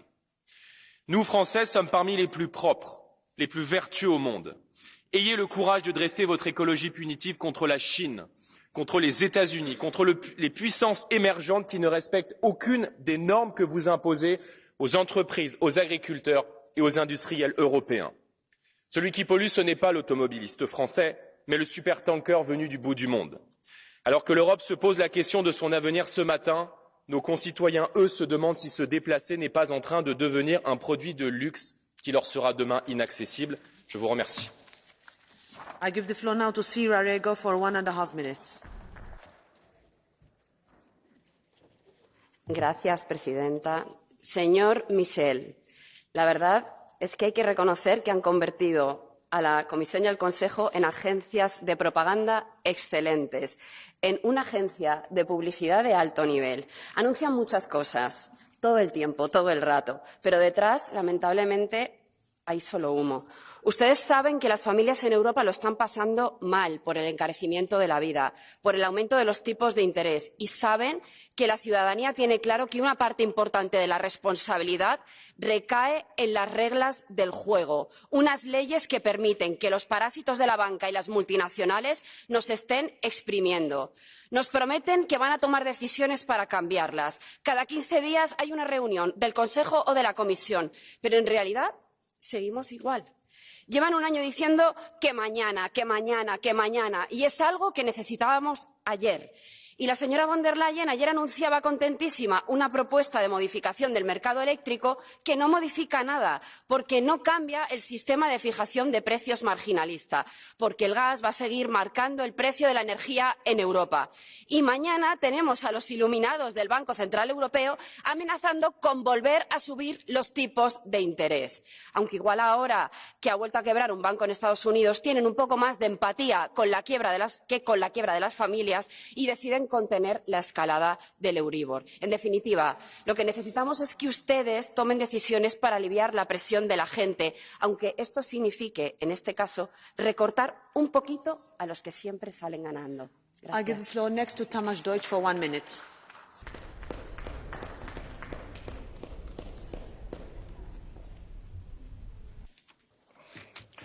Köszönöm a szót, mélyen tisztelt elnök asszony!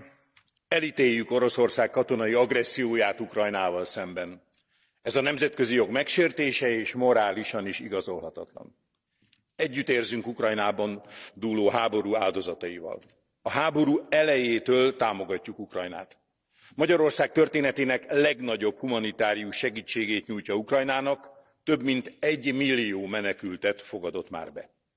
Nem vezetett azonban eddig semmilyen eredményre, hogy a diplomácia eszközeinek alkalmazása helyett az Európai Unió kizárólag az európai gazdaságokat romba döntő szankciók és a világháborús eszkalációt kockáztató fegyverszállítások politikáját folytatta. Új megközelítésre van szükség. Európának más szempontok kiszolgálása helyett saját érdekeit kell megfogalmaznia és képviselnie, nehogy belesodorják a háborúba. A fegyverszállítások és a további szankciók helyett a fegyverszünet, a béketárgyalások és a háború lezárására reményt adó európai békejavaslat kidolgozásának ügyét kell képviselnünk. Thank you. I give the floor next to Angelika Niebler for 1.5 minutes. Verehrte Frau Präsidentin, verehrter Herr Vizepräsident der Kommission, verehrter Herr Ratspräsident, liebe Kolleginnen, liebe Kollegen! Endlich ist die Wettbewerbsfähigkeit unserer Unternehmen in der Europäischen Union eine Priorität für die Kommission und auch für die Mitgliedstaaten. Wir, Europäische Volkspartei, fordern dies seit Jahren. Unsere ambitionierten Klimaschutzziele, liebe Kolleginnen und Kollegen, können wir nur dann erreichen, wenn wir technologische Fortschritte machen. Wir müssen Anreize schaffen, dass in neue, saubere Technologien investiert wird. Verbote bringen uns nicht weiter, führen nur zu Verlagerungen von Betrieben, zu Verlagerungen von Produktion ins Ausland. Das stellen wir ja heute schon fest. Und deshalb sind die Vorschläge, die jetzt von der Kommission auch zum Kampf oder zur Unterstützung von mehr Wettbewerbsfähigkeit unserer Betriebe vorgelegt haben, eine gute Sache. Wir müssen Bürokratie abbauen, wir müssen Regulatorik zurückfahren, wir müssen Prozesse beschleunigen und vereinfachen. Und nochmal, ich finde die Vorschläge gut, aber wir müssen auch die bestehenden Regeln auf den Prüfstand stellen. Taxonomie beispielsweise, liebe Kolleginnen, liebe Kollegen, ufert aus. Medizinprodukteverordnung, da ist etwas modifiziert worden, aber haben wir auch noch Hausaufgaben zu machen. Und auch wir hier im Hause, glaube ich, sind gefordert bei den Gesetzgebungsvorhaben, ich nenne nur das Lieferketten-Sorgfaltspflichtengesetz, dass wir hier mit Augenmaß vorgehen. Zuletzt, wir müssen in Wertschöpfungsketten denken. Der Raw Material Act ist gut, aber wir brauchen beispielsweise auch chemische Industrie bei uns hier in Europa. Wir brauchen auch Pharmaindustrie, wir brauchen starke Handwerksbetriebe. Gerade die chemische Industrie, liebe Kolleginnen, liebe Kollegen, wenn wir die aus dem Land vertreiben, dann können wir alles, was wir in Sachen Klimaschutz machen, einfach nicht umsetzen. Für Oberschichten beispielsweise, für Oberschichten von Windrädern, für Rotorblättern, für Chips, für all das, was wir wollen, brauchen wir chemische Industrie. Deshalb plädiere ich dafür, auch endlich mal die chemische Industrie in den Blick zu nehmen und nicht nur Clean Technology. Dankeschön. Thank you. I give the floor next to Gabi Bischoff for 1 minute. Danke, Präsidentin beide und Herr Vizepräsident. In der Tat, man sieht hier ja wieder, der amerikanische Inflation Reduction Act war ein Weckruf für Europa. Und ich habe sehr aufmerksam zugehört, was Frau von der Leyen gesagt hat. Sie hat auf die Ähnlichkeiten hingewiesen zwischen dem, was die USA machen und was Europa macht. Aber sie hat einen Kernpunkt vergessen. Denn den USA ist es gelungen, in ihrem Act tatsächlich auch so etwas wie das Justice-40-Prinzip zu etablieren, nämlich eine starke soziale Komponente in einer Zeit großer Unsicherheit. Und wenn wir uns jetzt beide Ansätze vergleichen, dann sehen wir, dass auch die Frage guter Arbeit von Tarifverträgen in den amerikanischen Vorgaben für Unterstützungsleistungen ist und bei uns nichts Niente. Diese Dimension kommt gar nicht vor. Stattdessen kommen alte Rezepte, die leider, als würde nur Bürokratieabbau hier weiterführen und Wettbewerbsfähigkeit sichern, sondern dass man auch tatsächlich nachhaltige soziale Konzepte hat. Hier muss wirklich nachgearbeitet werden. Danke. I give the floor next to Vice President Sharansova for 1 minute. Thank you very much, Madam President, dear colleagues. Well, the US Congress adopted the Inflation Reduction Act months ago, and we are still discussing how to answer this challenge. In the meantime, Europe is losing business opportunities and potential jobs. Volkswagen just postponed plans to build a mega factory in the Czech Republic while signing up for a new plant in the US. And this is just one story. There are other companies in other countries that are moving their businesses from Europe also. The reason? The Inflation Reduction Act provides the companies with better conditions. We need to see concrete results from the talks between President Biden and President von der Leyen. We need to come up with our new European incentives as a way to strengthen our competitiveness. And we need a quick solution. But more importantly, we need a united European solution. Thank you very much. Thank you. Next is Marie Toussaint for 1 minute.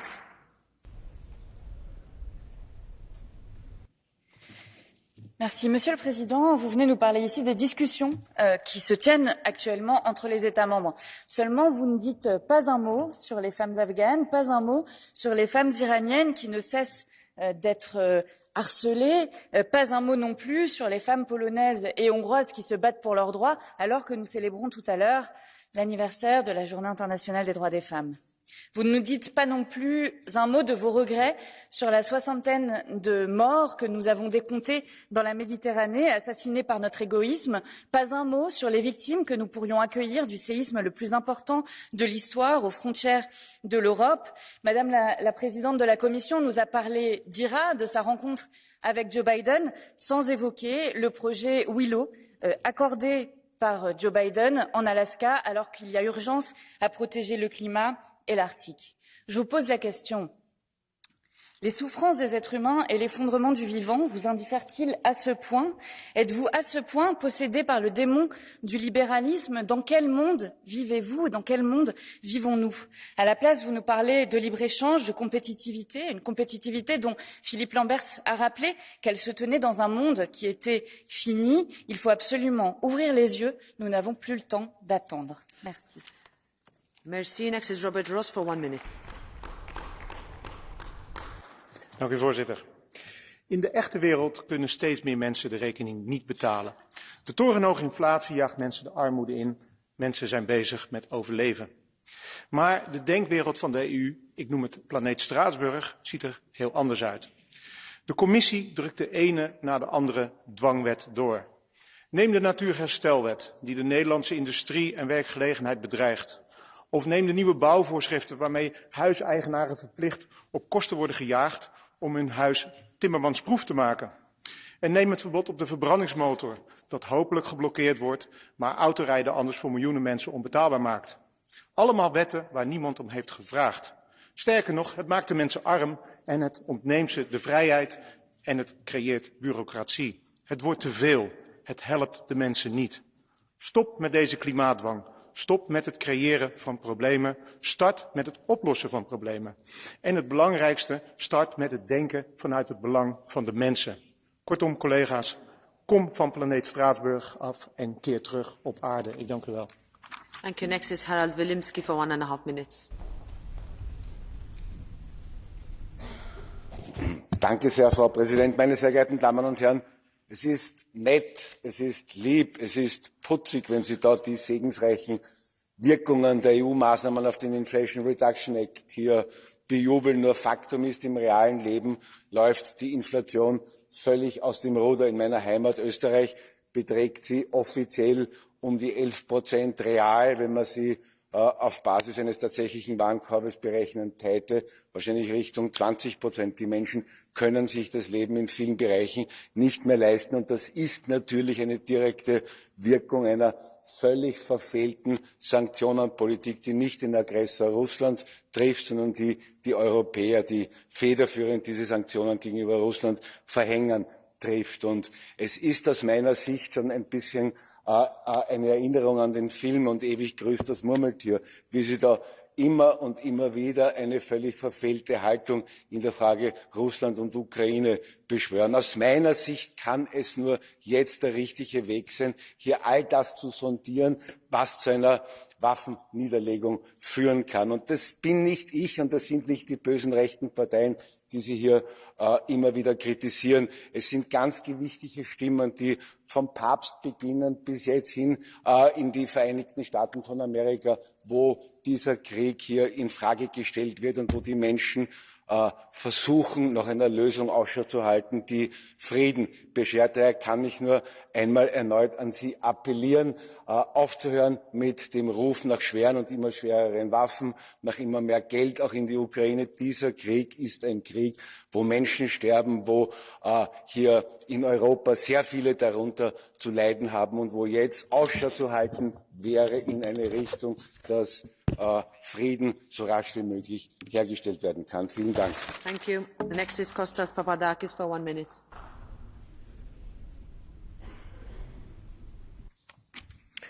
Η Σύνοδος Κορφής προωθεί την κλιμάκωση εξοπλισμών παρατείνοντας τον ιμπεριαλιστικό πόλεμο στην Ουκρανία μεταξύ ΝΑΤΟ και Ρωσίας.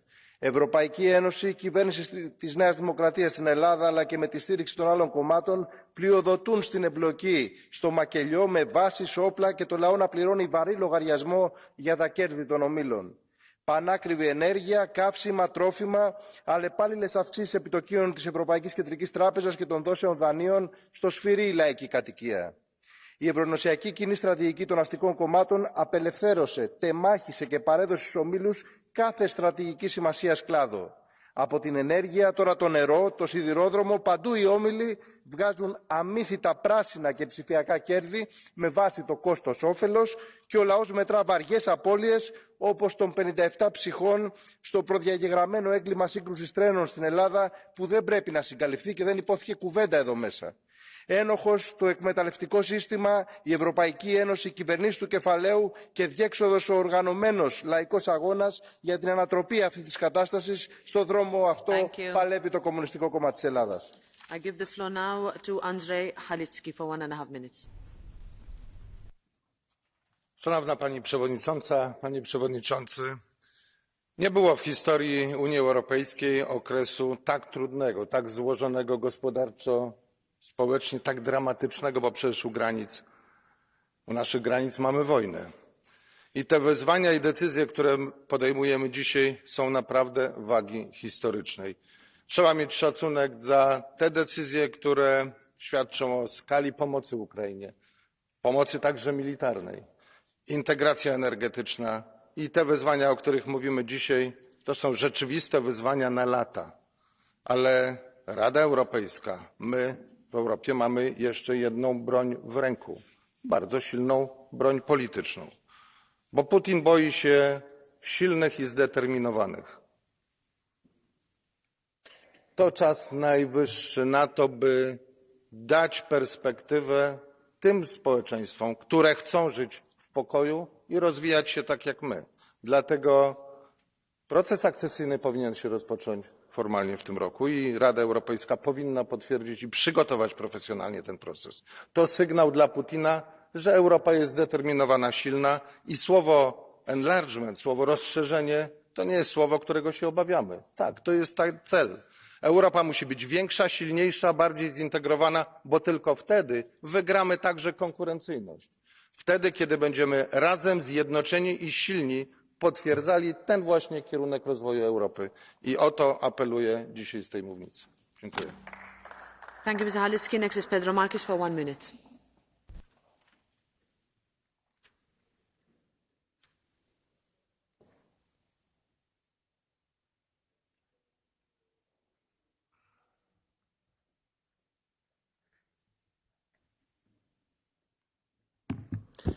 Muito obrigado, Sra. Presidente, caro Presidente do Conselho, Vice-Presidente da Comissão. A extrema-direita trouxe para aqui o debate das migrações a propósito do próximo Conselho. Queria discutir aqui com os colegas deputados a necessidade de um Fundo Europeu de Ajuda à Indústria Verde que chegue realmente a todos na Europa e não apenas à Alemanha e à França. Mas não posso deixar de reagir ao gelo com que a extrema-direita e o PPE encaram o desespero e as mortes no mar. O que se passa no Mediterrâneo, senhores da extrema-direita que aliás já abandonaram este debate, nada tem a ver com fronteiras abertas.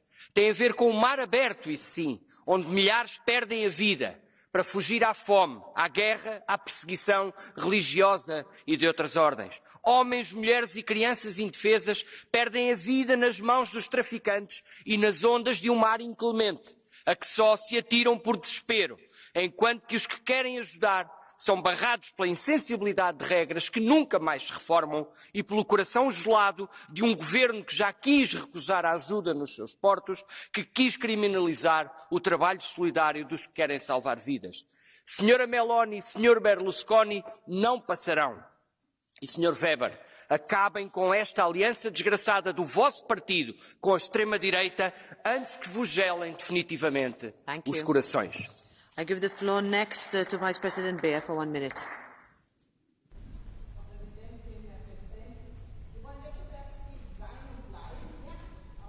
weitermachen wie bisher, wird das schwierig. Chips Act, Raw Material Act, Data Act, ja, das geht in die richtige Richtung zur Stärkung unserer Souveränität und Wettbewerbsfähigkeit. Aber wenn unser Mittelstand abgewürgt wird, wenn er nicht mehr atmen kann, bringen die besten legislativen Vorschläge nichts.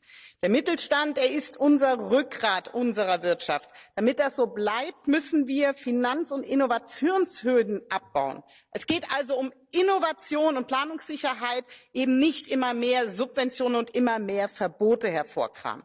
Die Bürokratie, sie muss massiv abgebaut werden. Und ich bin dankbar, wenn jetzt gesagt wird, 25% will die Kommission abschaffen. Allein der Pegel der neuen Bürokratie, er steigt mit jedem Tag. Schaffen Sie doch einfach doppelt so viel ab, wie Sie selber neu schaffen. Dann kommen wir vielleicht bei 50% raus. Denn Bürokratie, es kostet Zeit und Geld, die nicht in Innovation investiert werden kann. Beflügeln statt belasten, das ist angesagt. Und ich bin dankbar, Charles Michel, für diesen Dreiklang Investment, Innovation, Handel. Bitte setzt noch drauf Mittelstand und Bürokratieabbau. Das muss der europäische Fünfkampf sein. So generieren wir Wettbewerbsfähigkeit, aber vor allem Wohlstand für Menschen in diesem Land. Thank you, Vice President Beer. Next is Sergej Lagodinsky for 1 minute.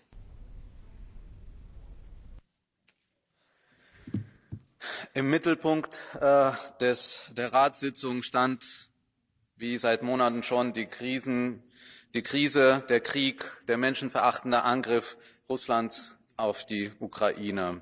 Wir haben in Deutschland vor einigen Wochen Demonstrationen erlebt. Wir haben das hier auch erlebt, in diesem Saal. Menschen, die teils fahrlässig, teils absichtlich Empathielosigkeit gegenüber Ukraine demonstrieren und Sympathiebereitschaft für Putin.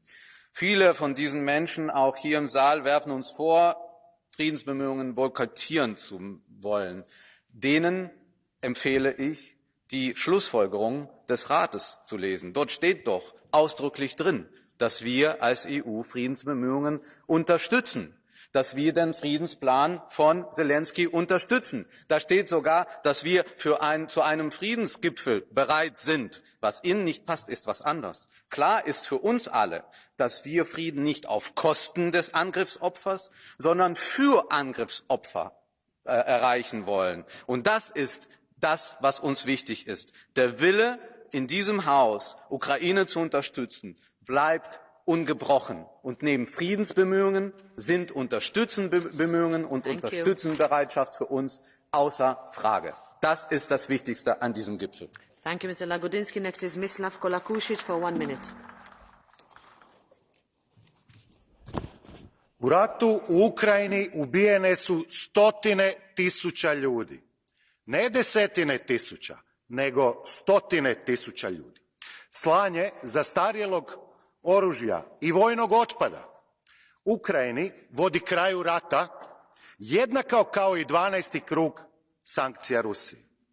Fanatična usmjerenost vodstva Europske unije ratu i vojnoj pobjedi Ukrajine bez ijednog prijedloga ili bilo kakvog plana koji bi vodio ka miru dovešće do stotina tisuća ubijenih i u sljedećim godinama.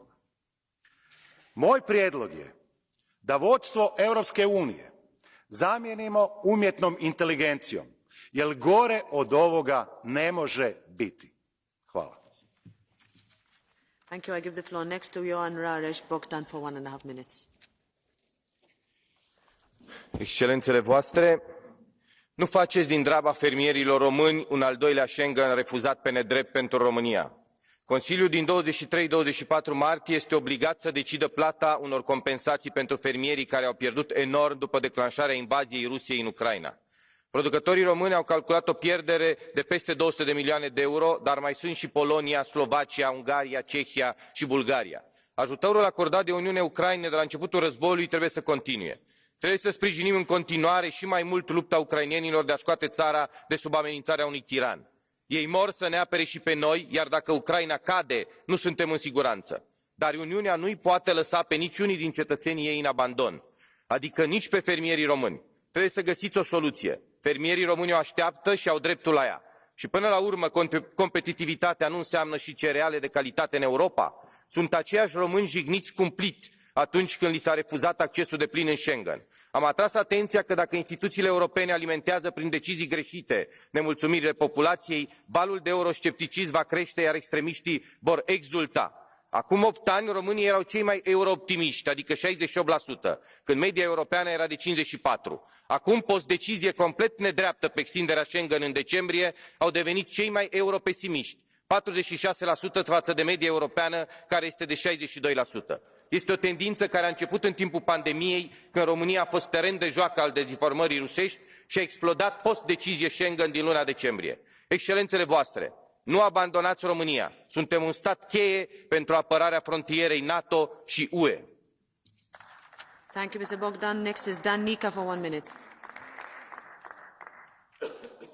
Mulțumesc, doamna președintă, domnule vicepreședinte Šefčovič, dragă Maroš, domnule președinte Jean Michel. Salutăm concluziile Consiliului din 9 februarie, dar atrag atenția că dacă nu vom veni cu surse de bani, cash, fresh money, resursele existente, instrumentele financiare existente sunt insuficiente pentru ceea ce avem de făcut, inclusiv pentru domeniul semiconductorilor. În domeniul energiei, securitatea energetică a Uniunii Europene înseamnă sprijinirea manipulărilor pieței. Oprirea manipulării pieței este elementul cheie. Utilizarea energiei regenerabile din resurse proprii, pe creșterea eficienței energetice, un alt punct care ține foarte mult la el, și scăderea facturilor pentru industrie și pentru cetățeni. Scăderea facturilor pentru industrie și cetățeni. Ținând cont de instabilitatea sistemului financiar, și mă refer la falimentul lui Silicon Valley Bank, încă o dată arată de ce trebuie să avem grijă de un sistem energetic care să aibă o stabilitate, pentru a nu crea o presiune suplimentară pe companii sau pe cetățeni, pentru că situațiile vor putea să fie numai foarte grele sau foarte complicate. Și mai ales trebuie să-i protejăm pe cei care au venituri mici, familii tinere, cu mulți copii sau pensionari și care nu își pot permite să suporte această presiune a facturilor. Din păcate, propunerea Comisiei privind introducerea unui nou model al pieței de energie electrică este insuficientă. Nu adresează niciuna dintre aceste lucruri pe care le-am menționat, nici manipularea pieței în mod corespunzător, nici un sistem predictibil al facturilor și a prețurilor la energie, și acest lucru trebuie să-l corectăm și îl vom face în Parlamentul European. Mulțumesc, doamna președintă. Next is Hilde Woutmans for 2 minutes. Mevrouw de voorzitter, meneer de voorzitter, aan de commissie. Voor mij is het heel duidelijk, er zijn 3 prioriteiten voor deze Europese Raad. Oekraïne, Oekraïne en Oekraïne. En het eerste is voor Oekraïne, lever nu eens die wapens. Ik denk dat president Zelensky heel erg duidelijk was. Lever munitie, lever vliegtuigen, lever lange afstandsraketten. Ik denk als we willen dat Oekraïne deze oorlog wint, dat we echt moeten inzetten op die wapens. En we gaan daarvoor Europees gezamenlijk moeten aankopen. We moeten de defensieproductie opvoeren, de defensiesector versterken. En voor mij, meneer Michel, ik zie u knikken, voor mij is dat ook het begin van een Europees leger. Koop die wapens gemeenschappelijk aan en heb de politieke moed om te beslissen tot de oprichting van een Europees leger. Dat is voor mij een heel duidelijke doelstelling. Ten tweede, Oekraïne. Tweede prioriteit, Oekraïne en de sancties. Wij zullen in dit huis blijven morren tot die 6000 namen op die sanctielijst staan. We hebben Guy Verhofstadt met Navalny. We gaan daarvoor blijven ijveren. De derde prioriteit, Oekraïne en de toekomst. Wat is de toekomst van Oekraïne? Ik denk dat alleen collega's Oekraïne dat gaat bepalen. Rusland gaat dat niet bepalen, China gaat dat niet bepalen. Wij moeten helpen aan die Europese toekomst van Oekraïne te bouwen. Want dat is belangrijk, denk ik, dat Oekraïne die oorlog wint. Niet alleen voor de toekomst van Oekraïne, maar ook voor ons als Europese Unie. En collega's, Europa mag niet het speelveld zijn van de andere grootmachten. Europa moet als grootmacht meespelen. En dat vereist eenheid. En meneer Michel, ik was een beetje ongerust gisteren als ik de geruchten las dat er een verschil in visie was rond het China-beleid. Ik denk dat we echt niet de fout mogen maken dat we verdeeld naar China toekijken. Dus mevrouw von der Leyen is hier niet meer, maar geef de boodschap door. Ik hoop alleszins dat jullie toch wat China betreft op één lijn gaan zitten. En dat we niet de fout maken die we met Rusland hebben gemaakt. Die critical material law die is echt noodzakelijk. We moeten daarop inzetten. En tot slot, we moeten ons eigen lot in handen nemen. Dus ik doe echt een oproep, meneer Michel. Zorg dat de Raad met eensgezindheid en felle beslissingen komt. Renew Europe steunt u hierin. Dank u wel. Thank you, Ms. Woutmans. Next is Anna Cavazzini for 1 minute.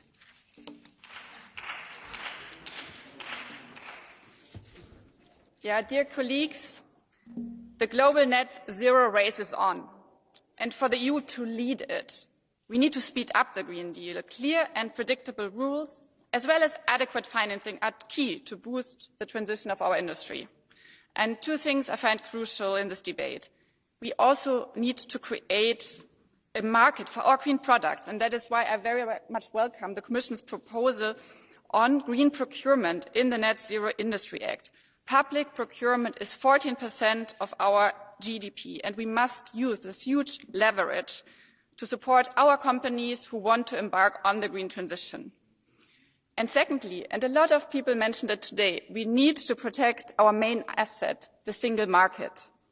And flexibilities on national subsidies require more European money, fresh money, to prevent a subsidy race within the EU, to allow a truly common European approach. So I urge especially also the Member States, the Council, to embrace the Parliament's proposal on a sovereignty fund. Thank you. Thank you, Ms. Cavazzini. Next is Milan Urik for 1 minute. Vážená pani predsedníčka, pán predseda Michel, pán eurokomisár Šefčovič, mnohí tu rozprávate o našej nekonečnej podpore pre Ukrajinu. Zaznievajú tu slová o tom, ako Európska únia bude podporovať Ukrajinu tak dlho a tak veľmi, ako to bude potrebné. Ja sa vás však chcem všetkých spýtať, že kam až ste ochotní zájsť. Nedávno ma na Slovensku zastavil jeden chlap, muž, ktorý sa ma spýtal, že či sa má s rodinou pripraviť na vojnu. Že či je pravda, že európske štáty začnú prezidentovi Zelenskému posielať aj našich mužov, ak na Ukrajine nebude mať kto bojovať. Ja sa vás pýtam, čo mám tomuto chlapovi a jeho rodine odpovedať. Ľudia sa boja, ľudia sa naozaj boja, že tá vojna z Ukrajiny sa rozšíri až sem do Európy, že sa rozšíri až k ním domov a títo ľudia nechcú vojnu. Tú vojnu chcú len politici. Preto vás všetkých vyzývam, aby ste ubezpečili ľudí, že Európska únia nikdy nedovolí vyslanie európskych vojakov do konfliktu na Ukrajinu. Ďakujem. Next is Dolores Montserrat for 1 minute. Gracias, presidenta. El éxito o el fracaso de la Unión Europea dependerá de la fortaleza de sus Estados miembros. Si queremos una Europa firme ante Putin, si queremos una Europa que proteja a sus ciudadanos y tenga una economía competitiva, si queremos una Europa que defienda la ejemplaridad política, debemos empezar por los países.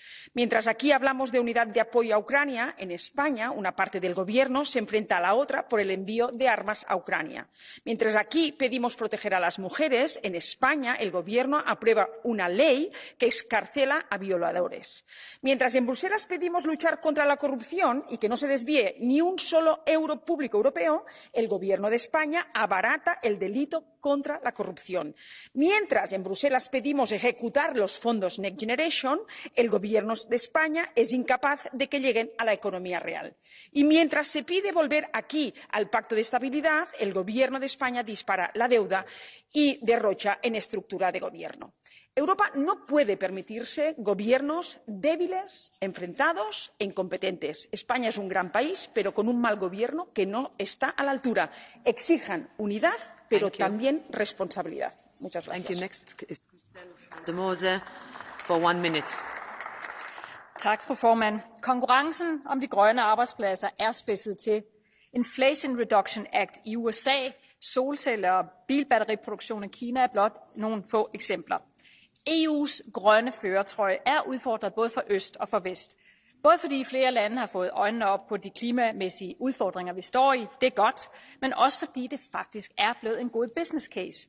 Og derfor er EU selvfølgelig tvunget til at reagere, når USA hiver checkhæftet frem og tilskynder europæiske virksomheder til at flytte deres produktion til USA. Alt andet ville være virkelighedsfjernt. Men vi skal gøre det på en måde, hvor vi ikke lukker os om os selv, og hvor de investeringer, vi foretager, både er midlertidige og målrettede. Ingen har gavn af et statsstøtteræs, heller ikke EU. Og verden er forandret. Det bliver vi nødt til at se i øjnene, inden det er for sent. Så kære Tyskland og kære EPP, det gælder også i forhold til udfasning af forbrændingsmotorer i biler. Fremtiden er grøn, også når det kommer til vores biler. Tak for ordet. Thank you, Michel de Mosa. Next is Valérie Ayer for 1 minute. Valérie. Merci Madame la Présidente, Monsieur le Président, Monsieur le Commissaire. Les États-Unis, à l'heure où nous nous parlons, continuent d'aspirer nos grandes industries européennes. Northvolt, Volkswagen, BASF, Solvay. C'est la désindustrialisation qui nous guette. Et si on veut répondre à ce défi, il va falloir plus qu'une simple visite diplomatique pour assurer la seule vente de nos véhicules électriques outre-Atlantique. Il faut une exemption généralisée et surtout, il va falloir des investissements tangibles chez nous, en Europe. Et ça, tout le monde l'a compris ici, excepté peut-être le PPE, le propre groupe politique de la présidente von der Leyen, qui a tout fait pour bloquer le Parlement européen sur sa réponse à l'IRA. Mais le vrai enjeu, au fond, c'est la place de l'Europe dans le monde, dans ce monde si bouleversé. C'est comment l'Europe sort de toutes ces dépendances stratégiques qui nous rendent plus faibles. Énergie, médicaments, engrais ou encore panneaux photovoltaïques. C'est pourquoi, Monsieur le Président, Monsieur le Commissaire, l'Union européenne, si elle veut devenir vraiment puissance, elle doit arrêter de subir les décisions des autres. Elle doit devenir prospective. Et pour ça, les chefs d'État et la Commission doivent arrêter de tergiverser. C'est aujourd'hui que ce jour nous traduit. Merci. Je vous remercie. Next is François Xavier Bellamy for 1 minute. Merci Madame la Présidente, Monsieur le Commissaire, Monsieur le Président du Conseil. C'est avec beaucoup de soulagement que nous avons découvert hier le projet de réforme du marché européen de l'électricité. Enfin, le long terme retrouve sa place dans les stratégies énergétiques dont nous avons besoin pour pouvoir investir dans notre avenir. Et maintenant, ce n'est pas seulement une question de marché. La crise que nous traversons sur l'énergie n'est pas seulement une question commerciale. C'est d'abord une question industrielle. Si nous voulons la surmonter, il faut produire plus, produire mieux, produire une électricité décarbonée. Et pour cela, utiliser toutes les sources d'énergie décarbonée et en particulier, bien sûr, le nucléaire. Et quel malheur de voir qu'au sein de la Commission européenne, une bataille d'un autre âge continue pour disqualifier le nucléaire. Nous espérons que dans le Net Zero Industry Act qui sera publié bientôt, le nucléaire aura sa place, pas seulement sous la forme, Monsieur le Commissaire, des SMR, mais aussi à travers une production de grande échelle, car c'est de cela que nous avons besoin. Ceux qui, aujourd'hui, luttent contre cette énergie, que ce soit au sein de la Commission ou au sein du Parlement, comme les collègues qui, hier, ont voté contre l'inclusion du nucléaire dans la transition énergétique des bâtiments, luttent aussi contre l'environnement, contre notre souveraineté, contre notre indépendance, contre nos démocraties. Et je crois qu'aujourd'hui, nous avons besoin d'être sérieux et cohérents dans ces combats essentiels. Merci beaucoup. Merci. Adesso do la parola a Brando Benefei per 1 minuto. Grazie Presidente. Lo scorso luglio Matteo Salvini, attuale ministro del governo italiano, affermava per la sinistra sarebbe Putin a spingere i barconi.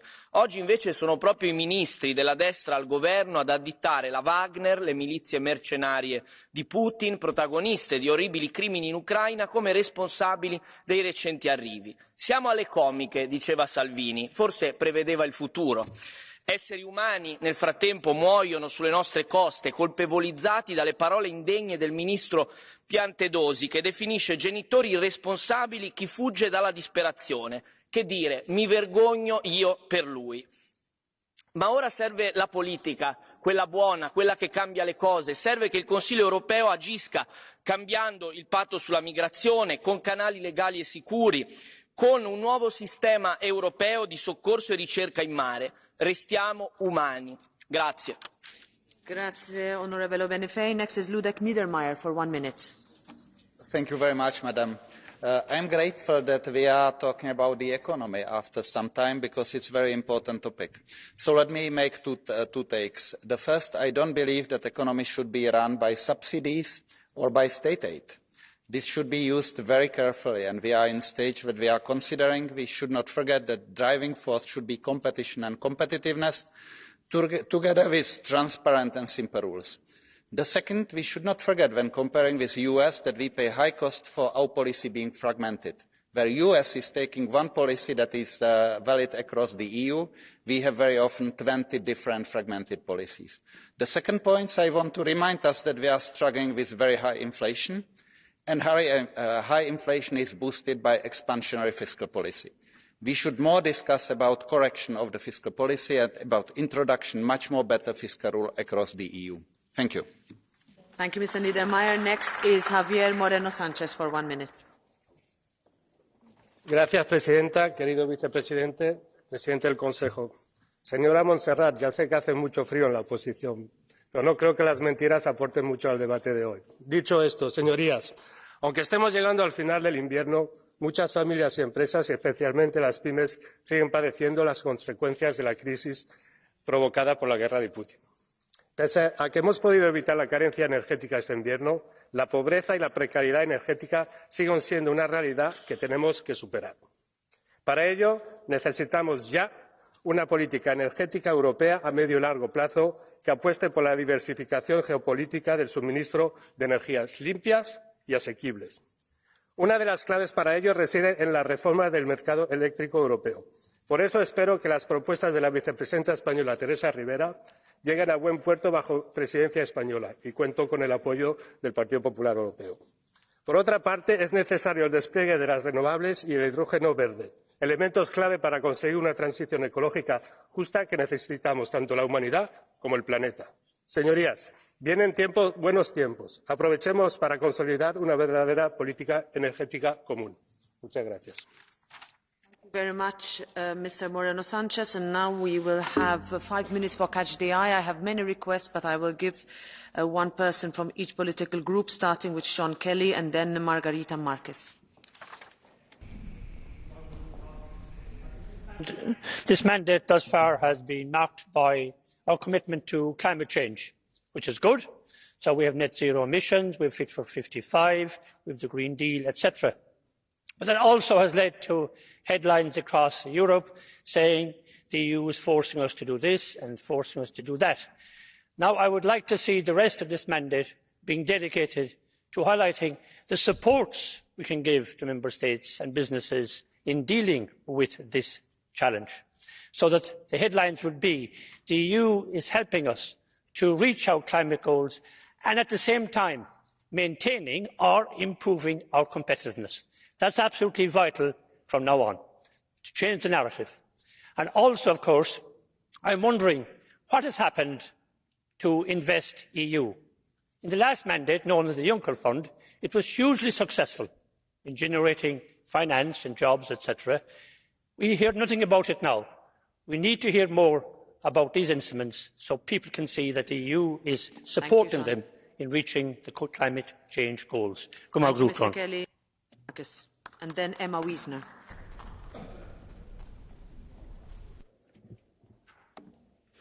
Muito obrigada, Presidente. Presidente Michel, Vice-Presidente Šefčovič, nós dispomos hoje, a União Europeia dispõe hoje de um instrumento orçamental temporário, o Next Generation EU, para apoiar reformas e investimentos dos Estados-membros. O Fundo Monetário Internacional, o Banco Central Europeu, o Banco Europeu de Investimentos, o Banco Mundial, o European Fiscal Board, pedem à Comissão Europeia, sugerem a criação de uma capacidade orçamental permanente. A minha pergunta à Comissão é até que ponto a Comissão Europeia, na sequência do debate ontem no Ecofin e no debate no Conselho Europeu da próxima semana, está disposta, nas suas propostas legislativas de revisão do quadro das regras orçamentais, da governação económica, propor a criação de uma capacidade orçamental permanente na União Europeia. Muito obrigada. Thank you. Next, Emma Wiesner and then Maltkalle. Thank you. It's been very interesting. I've been listening to the discussion and I have several questions. I would have wanted to ask the EPP about the new trade agreement with the US. I would have wanted to ask the Council about the potential ICE ban. I want to talk about the Greens with their naive view on mining activities and on the left on the electricity market reform. But we had no blue cards, so it's no possibility to have a debate. And the result is we have more visitors here than MEPs and we become completely irrelevant. We're going and moving towards elections. We need to have more lively debates and discussions. Come on, we can do better in this House. So hopefully in the future, I hope we can have more lively debates and make us more relevant, because we earned that, the citizens earned that, and we can do better than this, colleagues. Thank you very much, Ms. Wiesner. This is precisely why you had the 1 minute to use the catch the eye in order to ask a question for the Commission and the Council Presidents. But next is Maltkalle. Ja, vielen Dank, Frau Präsidentin, Herr Šefčovič, Herr Michel und auch Frau Dalli. Schön, dass Sie auch da sind. Ich freue mich natürlich darüber, wenn es jetzt heißt, dass beim Inflation Reduction Act auch europäisch verarbeitete Rohstoffe mit berücksichtigt werden. Ich habe aber wirklich die Sorge, dass wir unsere Partnerschaften im globalen Süden so verlieren. Wir stehen vor der riesigen Aufgabe, die Lieferketten zu diversifizieren. Das heißt, dass wir uns unabhängig machen müssen, in erster Linie von China. Und die Partnerländer in Ostafrika, ob es der Kongo ist, ob es Uganda ist, ob es Tansania ist, die wollen doch selber die verarbeitende Industrie. Lassen Sie uns doch dort investieren, lassen Sie uns diesen Ländern die Chance auf Wachstum geben, die Chance dazu, wirklich selber zum Wohlstand der eigenen Bevölkerung beizutragen. Das ist meine ganz, ganz große Bitte an Sie. Beachten Sie das bei den ganzen Gesetzesprojekten, die jetzt gerade auf dem Tisch liegen, damit wir auch keine naive Rohstoffpolitik machen. Danke. Thank you. Herr Bourgeois. And then Vice President Papadimoulis, and we'll close this round. Dank u wel, voorzitter. Ik heb heel veel goede voornemens gehoord. Maar we horen die al sinds 2000. Met de Lissabon-strategie zouden we in 2010 de grootste competitieve kenniseconomie ter wereld zijn. Vervolgens met Barroso, uitgesteld naar 2020. Hetzelfde met de commissie Juncker. En nu opnieuw een nieuw begin. Wij vragen al jaren, neem de juiste maatregelen. Voltooi de interne markt, sluit meer handelsverdragen, versnel de vergunningen, verminder de regeldruk, zet veel meer in op onderzoek en ontwikkeling. En meneer de commissaris en meneer de voorzitter, ik wil vragen, probeer niet China te kopiëren, zet in op next generation technologie, voor batterijen, voor zonnepanelen, voor windmolens. Dan gaan we de leiding nemen wereldwijd. Thank you, Vice President Papadimoulis.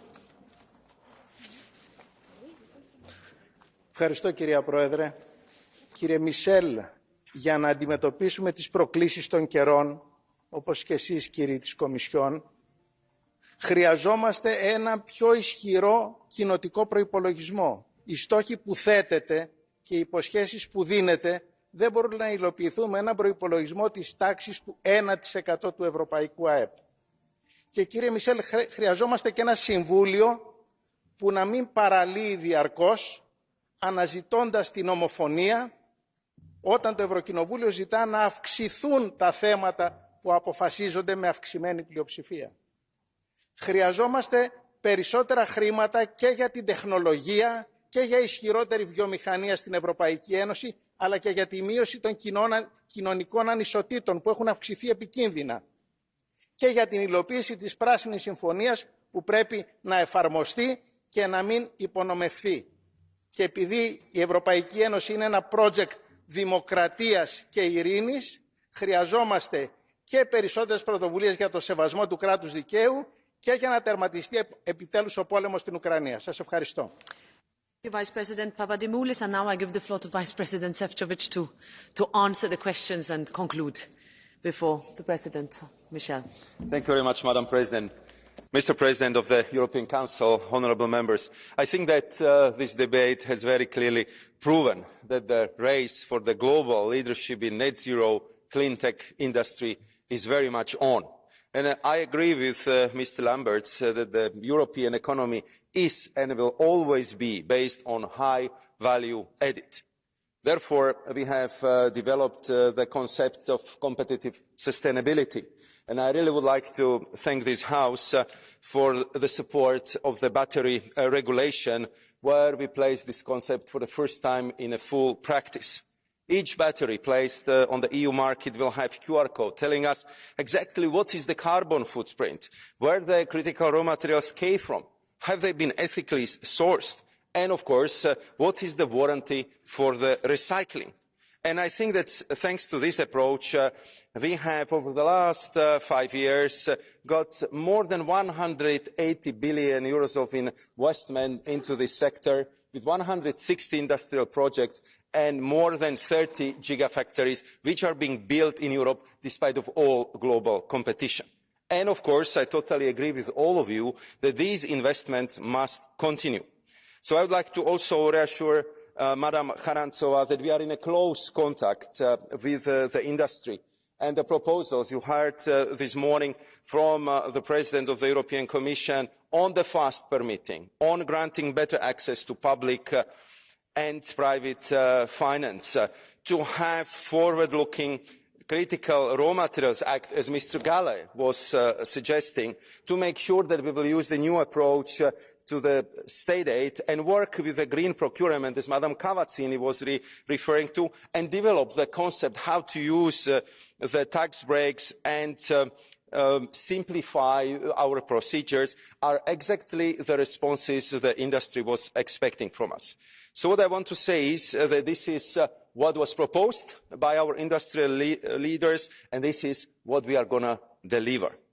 And I believe that this is a powerful signal that we want European industry not only to stay in Europe, but to expand and prosper here as well. Madam Irache Garcia, Mr. Moreno Sanchez and Mr. Schinderban have been making very important remarks together with several honourable members on how the high energy prices are affecting our households and our industry. Yesterday, a reform which was presented by my colleague Kadri Simpson on the EU electricity market should not only accelerate the deployment of renewables, but also to protect our households and our industry from unreliable suppliers, from the hikes in electricity pricing, and to help us to overcome the dependencies which have been proven to be so dangerous for our security of supply. As you know, our leaders in the European Council have decided that we should, for the first time in the history of the European Union, do our utmost and to purchase the gas in a common way, because we know that gas will play the role of necessary transitional fuel for some time. We talked to major gas consumers, to steelers, to fertilizers producers, to aluminium smelters operators, to SMEs in textile, glass or ceramic industry, and they've been very obliged to us that we are actually aggregating their demands, and we will enter into the negotiations with the global suppliers, because otherwise they will simply not be able to reach that level of the negotiation. So what we are looking for here is to get the best prices and the best conditions from global markets for economy in the European Union. Yesterday, we opened the process of registration for all those who want to purchase gas together. And in May, as I said, for the first time in the history, we'll start joint procurement of gas for EU consumers, and we believe that that common political and economic weight of European economy will bring us not only better security of supply, but also lower energy prices, which are so crucial for addressing cost of living of our families, but also competitiveness of our industry. To conclude, I really would like to thank this House for the strong and continued support for Ukraine, which is as needed now as it was a year ago. Thank you very much, Madam President. Thank you so much, Vice President Šefčovič. And now I give the floor again to the President of the European Council, Mr. Charles Michel, to conclude the debate. Madame la Présidente, chers collègues, merci pour les messages qui ont été adressés. Et je souhaiterais réagir sur quelques-uns des points qui ont été mentionnés. Premier point, et beaucoup l'ont évoqué, nous faisons face à une épreuve d'envergure.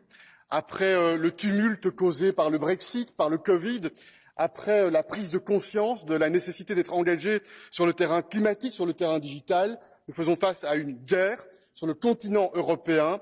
Et depuis un an, l'unité des États membres dans les décisions a été sans faille pour soutenir l'Ukraine qui se bat pour son avenir, qui se bat aussi pour nos valeurs, qui se bat pour nos principes démocratiques. Et nous avons encore eu l'occasion de faire des pas supplémentaires opérationnels, parce que cette réunion, il y a quelques semaines, avec le président Zelensky, en petit format, a été l'occasion de façon opérationnelle d'envisager des soutiens additionnels de capacités militaires pour réellement aider et supporter l'Ukraine. Et cette guerre contre l'Ukraine est aussi une occasion d'ouvrir les yeux sur la nécessité de faire des pas en avant pour l'Europe de la défense. Deuxième point, nous sommes aussi unis pour sanctionner la Russie, pour tenter de l'isoler sur le plan international. C'est la bataille diplomatique qui est menée et nous mesurons bien que ce n'est pas simple. Il faut être engagé dans un corps à corps diplomatique, parler à toute la communauté internationale, argumenter et défendre ces principes qui touchent directement à un ordre international fondé sur des règles. Et puis plusieurs, chacun à sa manière, chacun avec ses sensibilités politiques, l'ont mise en évidence, mais on mesure bien que notre génération, quels que soient les bancs sur lesquels nous nous situons, nous sommes confrontés à un défi de taille après la mise en place de ce projet politique sur les cendres de 2 guerres tragiques. Notre génération doit prendre aujourd'hui des décisions qui vont avoir un impact sur la manière dont sera façonnée dans les prochaines décennies l'Union européenne pour nos enfants et pour nos petits-enfants. Il s'agit de renforcer la résistance, la résilience, la solidité, la robustesse de ce projet européen. Et je vois 4 éléments clés. Et plusieurs les ont mentionnés de manière directe ou de manière indirecte. Le premier, c'est travailler encore et encore pour soutenir une base économique solide et robuste, qui est la condition pour n'abandonner personne en cours de route, pour veiller à ce qu'il y ait des transitions qui soient équitables, justes. Mais la condition de base, c'est la capacité de se tourner effectivement, cela a été dit, vers l'innovation, vers les investissements, lutter contre la bureaucratie, contre le red tape, faire en sorte qu'il y ait une capacité de libérer les intelligences, de libérer les énergies entrepreneuriales pour bâtir et façonner une Europe qui regarde l'avenir avec plus de confiance et plus de solidité. Le deuxième point, et nous sommes depuis ces derniers mois au cœur de cette bataille politique et économique, c'est l'énergie. Et nous ne le découvrons pas avec la guerre en Ukraine, on le savait bien avant. Et bien avant, on était très divisés entre Européens sur la manière d'aborder cette question de notre avenir énergétique. Il y avait des débats politiques parfois vifs entre nous sur le sujet.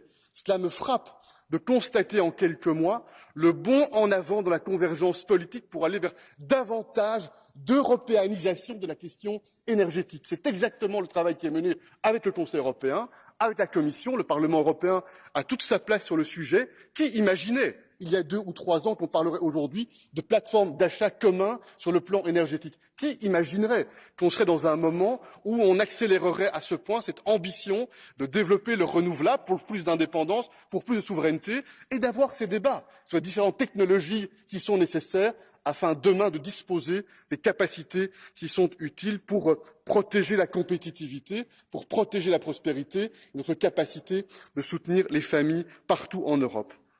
Premier point, base économique. Deuxième point, question énergétique. Et troisième point, la sécurité et la défense. Et là aussi, je le dis encore, mais ce projet qui est maintenant en train de devenir opérationnel et réel, mobiliser l'industrie européenne afin de mettre en place des achats conjoints de munitions. C'est un pas extrêmement important. Nous allons y travailler beaucoup avec le haut représentant Borrell, avec les États membres. Le point sera à nouveau sur la table du Conseil européen la semaine prochaine. On a besoin effectivement de prendre davantage en main notre sécurité, notre stabilité. Et puis le quatrième point, last but not least, il est au cœur de notre ADN.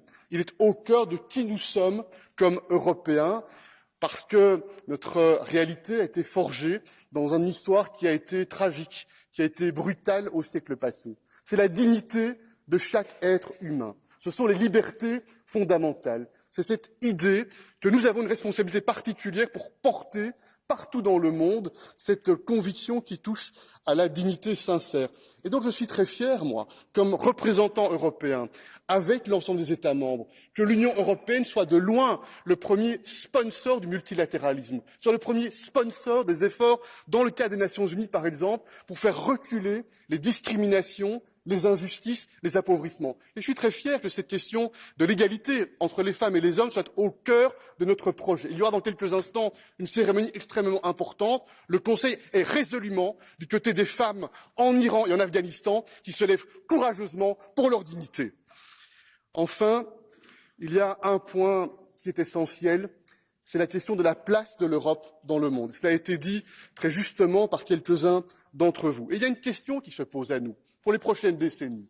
Voulons-nous nous contenter d'une Union européenne terrain de jeu des décisions des autres, ou voulons-nous bâtir une Europe puissante dans le cadre de laquelle nous sommes maîtres de notre destin et de notre avenir. C'est ça la question qui est posée dans le débat géopolitique auquel nous sommes confrontés aujourd'hui. Vous avez compris le choix que je fais, je pense, notre responsabilité, au travers du renforcement de la base économique, du travail pour notre sécurité, c'est de faire en sorte que l'on ne délègue pas à d'autres les conditions de notre avenir, mais plutôt que l'on décide en Européens, dans le débat démocratique entre nous, comment on crée la légitimité pour prendre aujourd'hui les décisions qui vont façonner le projet dans lequel nos enfants et nos petits-enfants vivront demain, un projet de paix, de prospérité, de stabilité, basé sur ces valeurs fondamentales auxquelles nous sommes tellement attachés. Merci à vous.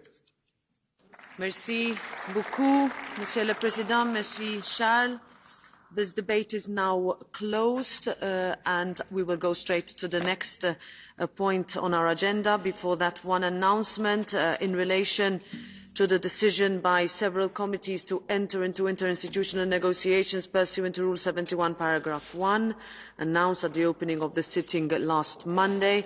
I have received requests for a vote in Parliament pursuant to Rule 71, paragraph 2, from members reaching at least the medium threshold on the decision to enter into negotiations on the European Digital Identity Framework. The vote will be held tomorrow.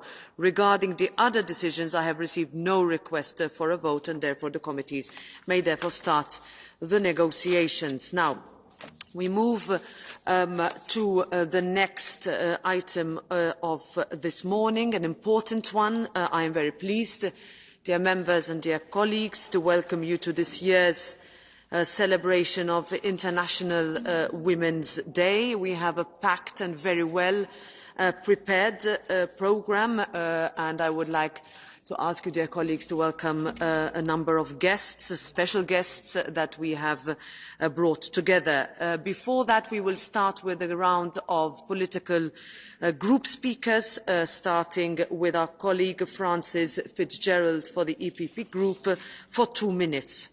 You have the floor, Francis.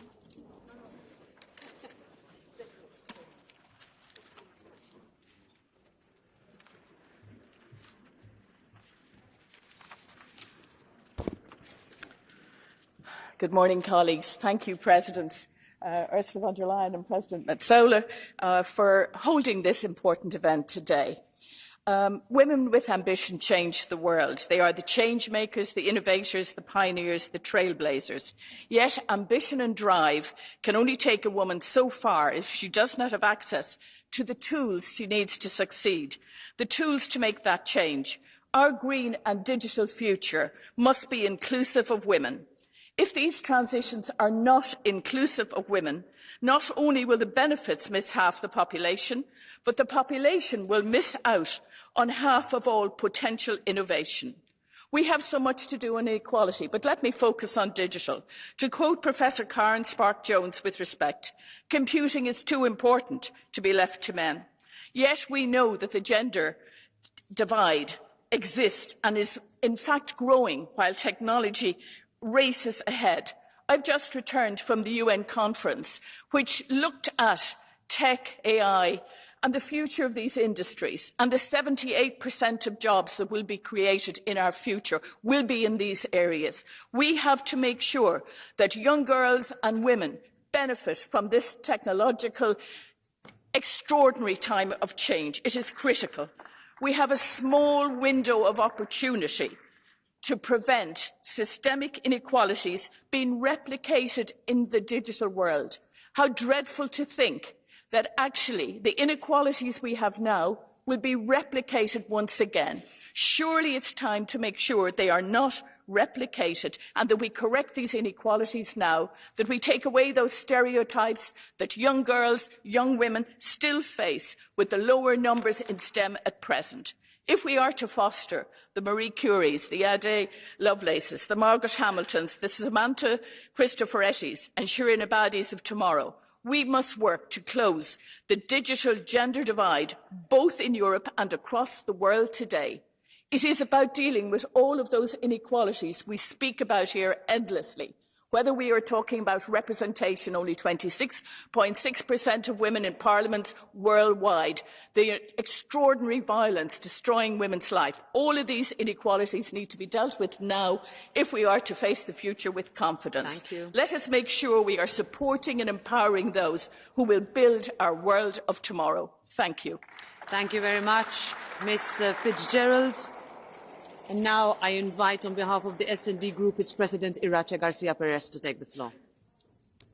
Señora presidenta, la verdad es que es para todas nosotras y nosotros un honor contar hoy con la presencia de dos mujeres que son referentes en sus respectivos ámbitos. Necesitamos mujeres que inspiren a nuevas generaciones de niñas y adolescentes que vean reflejadas sus posibilidades en los logros de mujeres como Shirin Ebadi, la primera mujer de religión islámica en conseguir un premio Nobel de la Paz.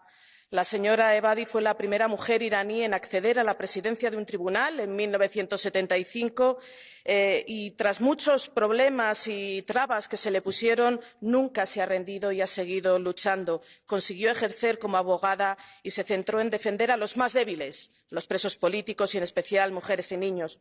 Mujeres como Samantha Critoferretti, que es la tercera mujer astronauta europea en llegar al espacio y la segunda mujer del mundo con más días en el espacio.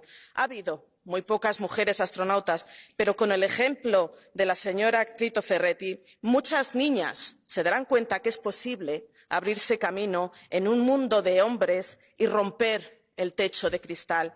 Pero hoy me van a permitir que termine con un homenaje a las millones de mujeres anónimas que han hecho historia. A las madres que después de largas jornadas de trabajo vuelven a sus casas y se ponen a hacer los deberes con sus hijos y atender las tareas domésticas. A las mujeres del medio rural que se levantan todas las mañanas a atender a la ganadería, trabajar horas y horas y nunca ser reconocidas. A las mujeres que han sido víctimas de violencia de género, muchas de ellas perdiendo su vida y otras teniendo que rehacerla. Y a las mujeres que escapan de la guerra, del hambre y de las injusticias.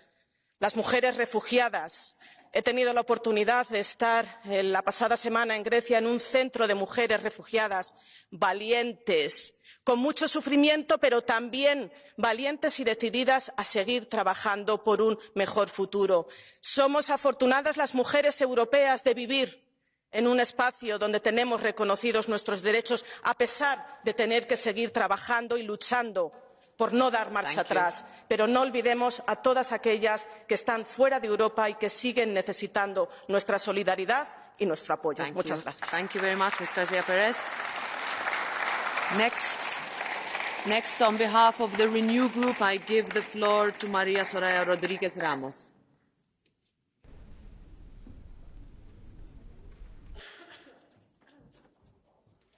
Señora presidenta. Decía Simone de Beauvoir que bastaba una crisis política, económica o religiosa para que los derechos de las mujeres volviesen a ser cuestionados y que estos no podían darse por adquiridos nunca. Desgraciadamente tenía razón. Hoy nos damos cuenta en tantos sitios, en Irán, Afganistán, Estados Unidos y aquí, dentro de nuestras fronteras, en Polonia, donde ayer una mujer activista fue condenada precisamente por ayudar a otras a ejercer su derecho al aborto. Es un honor contar con personas como Shirin Ebadi, que hoy nos hace recordar de nuevo en esta Cámara el grito de mujer, vida y libertad, el grito que gritan millones de mujeres ante un régimen que ha asesinado a miles de mujeres, ha envenenado a 7.000 estudiantes y que es el primer país en el mundo en ejecución de mujeres. Hay que recordar a las mujeres afganas que viven en un verdadero apartheid de género y tenemos que hacer mucho por ellas, sobre todo no reconocer a los regímenes criminales que las oprimen. También es un honor poder estar con mujeres como Samantha, porque la educación es el motor más potente para la igualdad. En un sector donde el 90% de los astronautas son hombres, ella cambia la narrativa de los estereotipos, de los sesgos de género y lanza un mensaje a las niñas. Pueden ser todo lo que quieran, pueden cumplir todos sus sueños. Pero también es un recordatorio para nosotros, para saber que tenemos que seguir trabajando todos los días para que todas las mujeres tengan acceso a todos los derechos. No se puede pedir menos a una democracia porque las mujeres no pueden esperar menos. Por eso, seguir trabajando en la Directiva contra la violencia de género, que llega tarde, cuando 50 mujeres son asesinadas víctimas de violencia en la Unión Europea. La igualdad salarial, la igualdad de representación. Hoy es un día para recordarnos que ningún derecho por la igualdad puede darse por adquirido. Muchas gracias. Thank you. I give the floor now to the co-president of the Green Group, Terry Reintke, for 2 minutes. Thank you, Chair. Dear colleagues, today we are celebrating women. We are celebrating women in the fight for their rights. We are celebrating women in their fight against patriarchy. But let me say this, women are for long already not only carrying the fight for women's rights, they are carrying across the globe the fight for democracy and freedom, values that the European Union is founded on. If we look at Iran, if we look at Afghanistan, if we look at Argentina, they're brave women who are fighting for what we hold dear, and they are a source of inspiration to all of us. And one of the women that we should be celebrating today and for International Women's Day is Justyna Wojcicka. Not only because she has shown bravery and commitment, but because she has helped others. She has helped people in need. She supported women who needed access to abortion in a country like Poland, where the right and the access to abortion has been heavily restricted over the past years. And this form of compassion and solidarity is what makes our society strong. She has stood up for our values and very concretely provided support. But instead of celebrating her, she's being criminalized. She was convicted to 8 months of community service yesterday for caring for others, for defending our rights. Colleagues, we cannot stay silent on this. Full solidarity to Justyna and all the women in Poland and elsewhere in the world who are standing up for their rights, who are standing up for care and solidarity.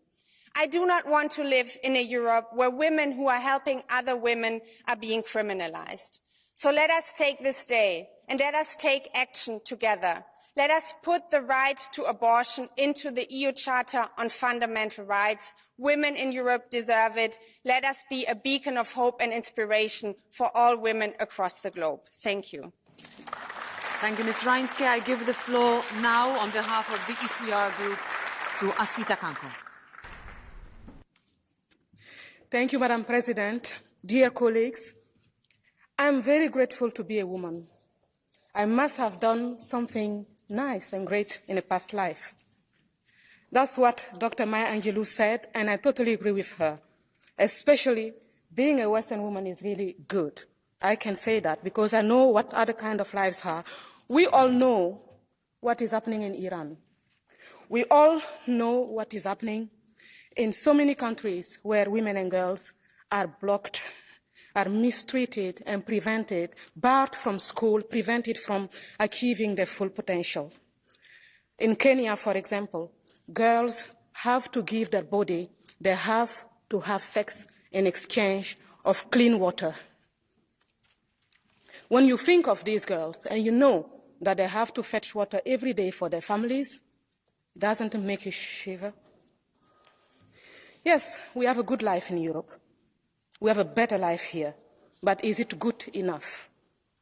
Like most of you, I am mostly satisfied, but sometimes we are confronted with a fact and we wonder, is this real? Yesterday, I went to buy a jogging trouser because I thought I have to lose 10 pounds so that I don't need to buy new dresses. But the salespeople could offer some pepper spray. How can you need that to go outside in Europe to enjoy fresh air? Another example, I have a teenage daughter.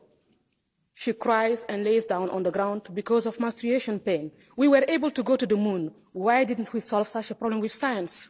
And she says, God must be sexist. Why do I have menstruation and boys don't? Well, how do you answer that as a mother when all you have to give is a hug? We have science. God has nothing to do with this. We have the power to change the life of women so that they can go out in the street to run without needing pepper spray, so that they can enjoy education without exchanging their body for sex. Thank you very much. Thank you, Ms. Kanko. And now, on behalf of the ID Group, I give the floor to Isabella Tovalieri. In questo dibattito dedicato alle donne, e saluto le due ospiti che sono un esempio tangibile di successo, coraggio ed empowerment femminile, ho deciso però di richiamare l'attenzione su un tema importante, il tema dei disturbi alimentari, un fenomeno drammatico e soprattutto in preoccupante aumento che riguarda prevalentemente l'universo femminile e del quale ancora non si parla abbastanza. Proprio oggi in Italia si celebra la giornata per la prevenzione e la cura di questi disturbi, dall'anoressia alla bulimia, che colpiscono le donne nel 90% dei casi, con un esordio, ahimè, sempre più precoce.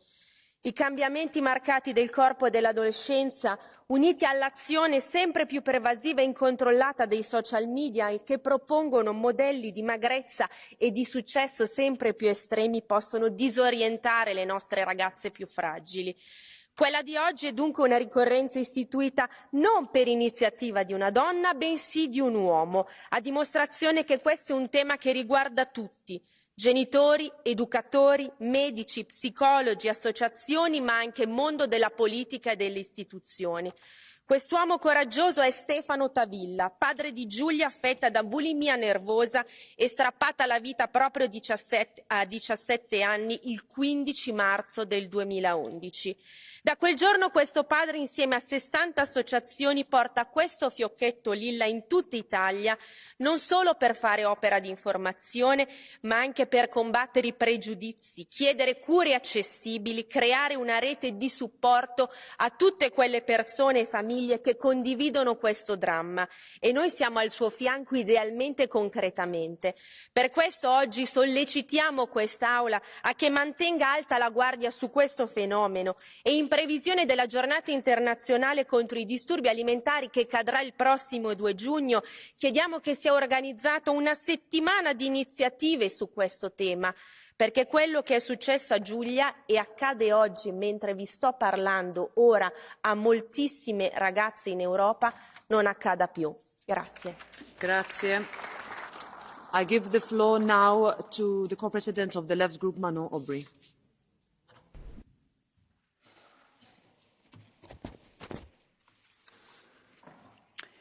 Quand arrêterez-vous de nous considérer, nous, les femmes, comme les variables d'ajustement de vos politiques? Les femmes assurent les métiers sous-payés et sous-considérés, les femmes de ménage, les aides-soignantes, les caissières, les aides à domicile, les assistantes maternelles, les secrétaires. Les femmes pâtissent déjà les temps partiels subis et des carrières hachées. Mais c'est à elles qu'on demande encore et toujours plus d'efforts. Le débat sur la réforme des retraites en France montre à quel point nous ne sommes que des variables d'ajustement. D'un côté, on a Emmanuel Macron qui veut faire 60% des économies sur le dos des femmes, malgré des niveaux de pension déjà 40% inférieurs. De l'autre côté, on a l'extrême droite qui nous considère, nous les femmes, comme des machines à faire des enfants. Alors je vous le dis à vous, l'extrême droite, laissez nos utérus tranquilles. Serions-nous tellement devenus des variables d'ajustement que nos droits fondamentaux ne comptent plus? Je fais partie de cette génération qui a cru que l'avortement était un acquis. Mais Simone de Beauvoir avait raison de nous avertir. Il suffira d'une crise pour que les droits des femmes soient remis en cause, disait-elle. Je sais aujourd'hui que l'IVG doit être ardemment défendue et protégée partout dans nos constitutions. Hier, une activiste polonaise a été condamnée à 8 mois de travaux d'intérêt généraux pour avoir aidé une femme à avorter. En Europe, en 2023. Dans ce pays, mais aussi en Hongrie, à Malte et bientôt en Italie, le droit à l'IVG est gravement entravé, voire supprimé. Pendant ce temps, toutes les 9 minutes, une femme meurt des suites d'un avortement clandestin dans le monde. Alors, je voudrais demander aux députés de l'extrême droite de cet hémicycle, qui n'ont de cesse de combattre l'avortement, combien de femmes supplémentaires allez-vous laisser mourir en utilisant cela, un cintre? Entendez-le une fois pour toutes. Nous ne sommes pas des variables d'ajustement. Nos corps ne sont pas à vous. Ils nous appartiennent. Nous n'avons pas peur de vous et nous nous battrons sans relâche pour nos droits jusqu'à l'égalité. Je vous remercie.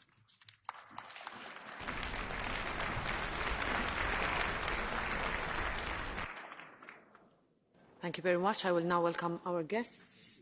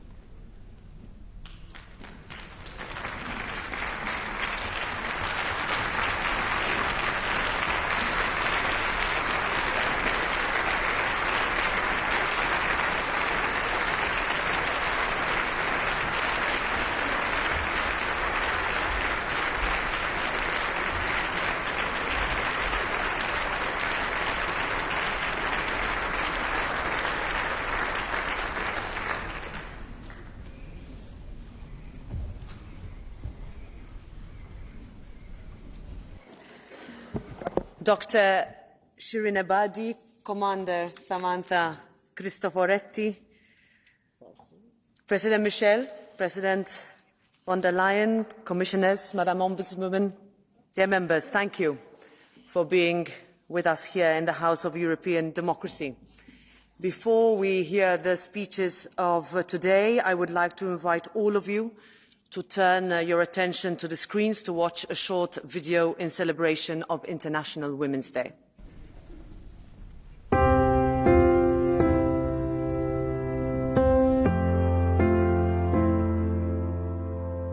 It is not just about empowerment. It is about opportunity. Opportunity that is not presented to women because they are women, but rather in spite of the fact that they are women. They can be who they want to be, the exact kind of leader they want to be. This is my hope for the next generation of women. What's truly amazing is to be up here in space and be able to serve first and foremost as a crew member of the International Space Station. It was my dream since I was a small child to one day be able to fly to space. اینها کافی نیست و زنان ایران تا رسیدن به تساوی کامل حقوق زن و مرد دست از مبارزه بر نخواهند داشت. Die gleichberechtigte Beteiligung von Frauen macht unsere Demokratien stärker. Nicht, weil Frauen besser sind. Für ein vollständiges Bild von der Welt brauchen wir Männer und Frauen. Many girls cannot go to school. They are neglected. But still, there is hope. Have confidence in yourself. Trust yourself. Don't let yourself be intimidated. You have what it takes. Тому що саме жіноча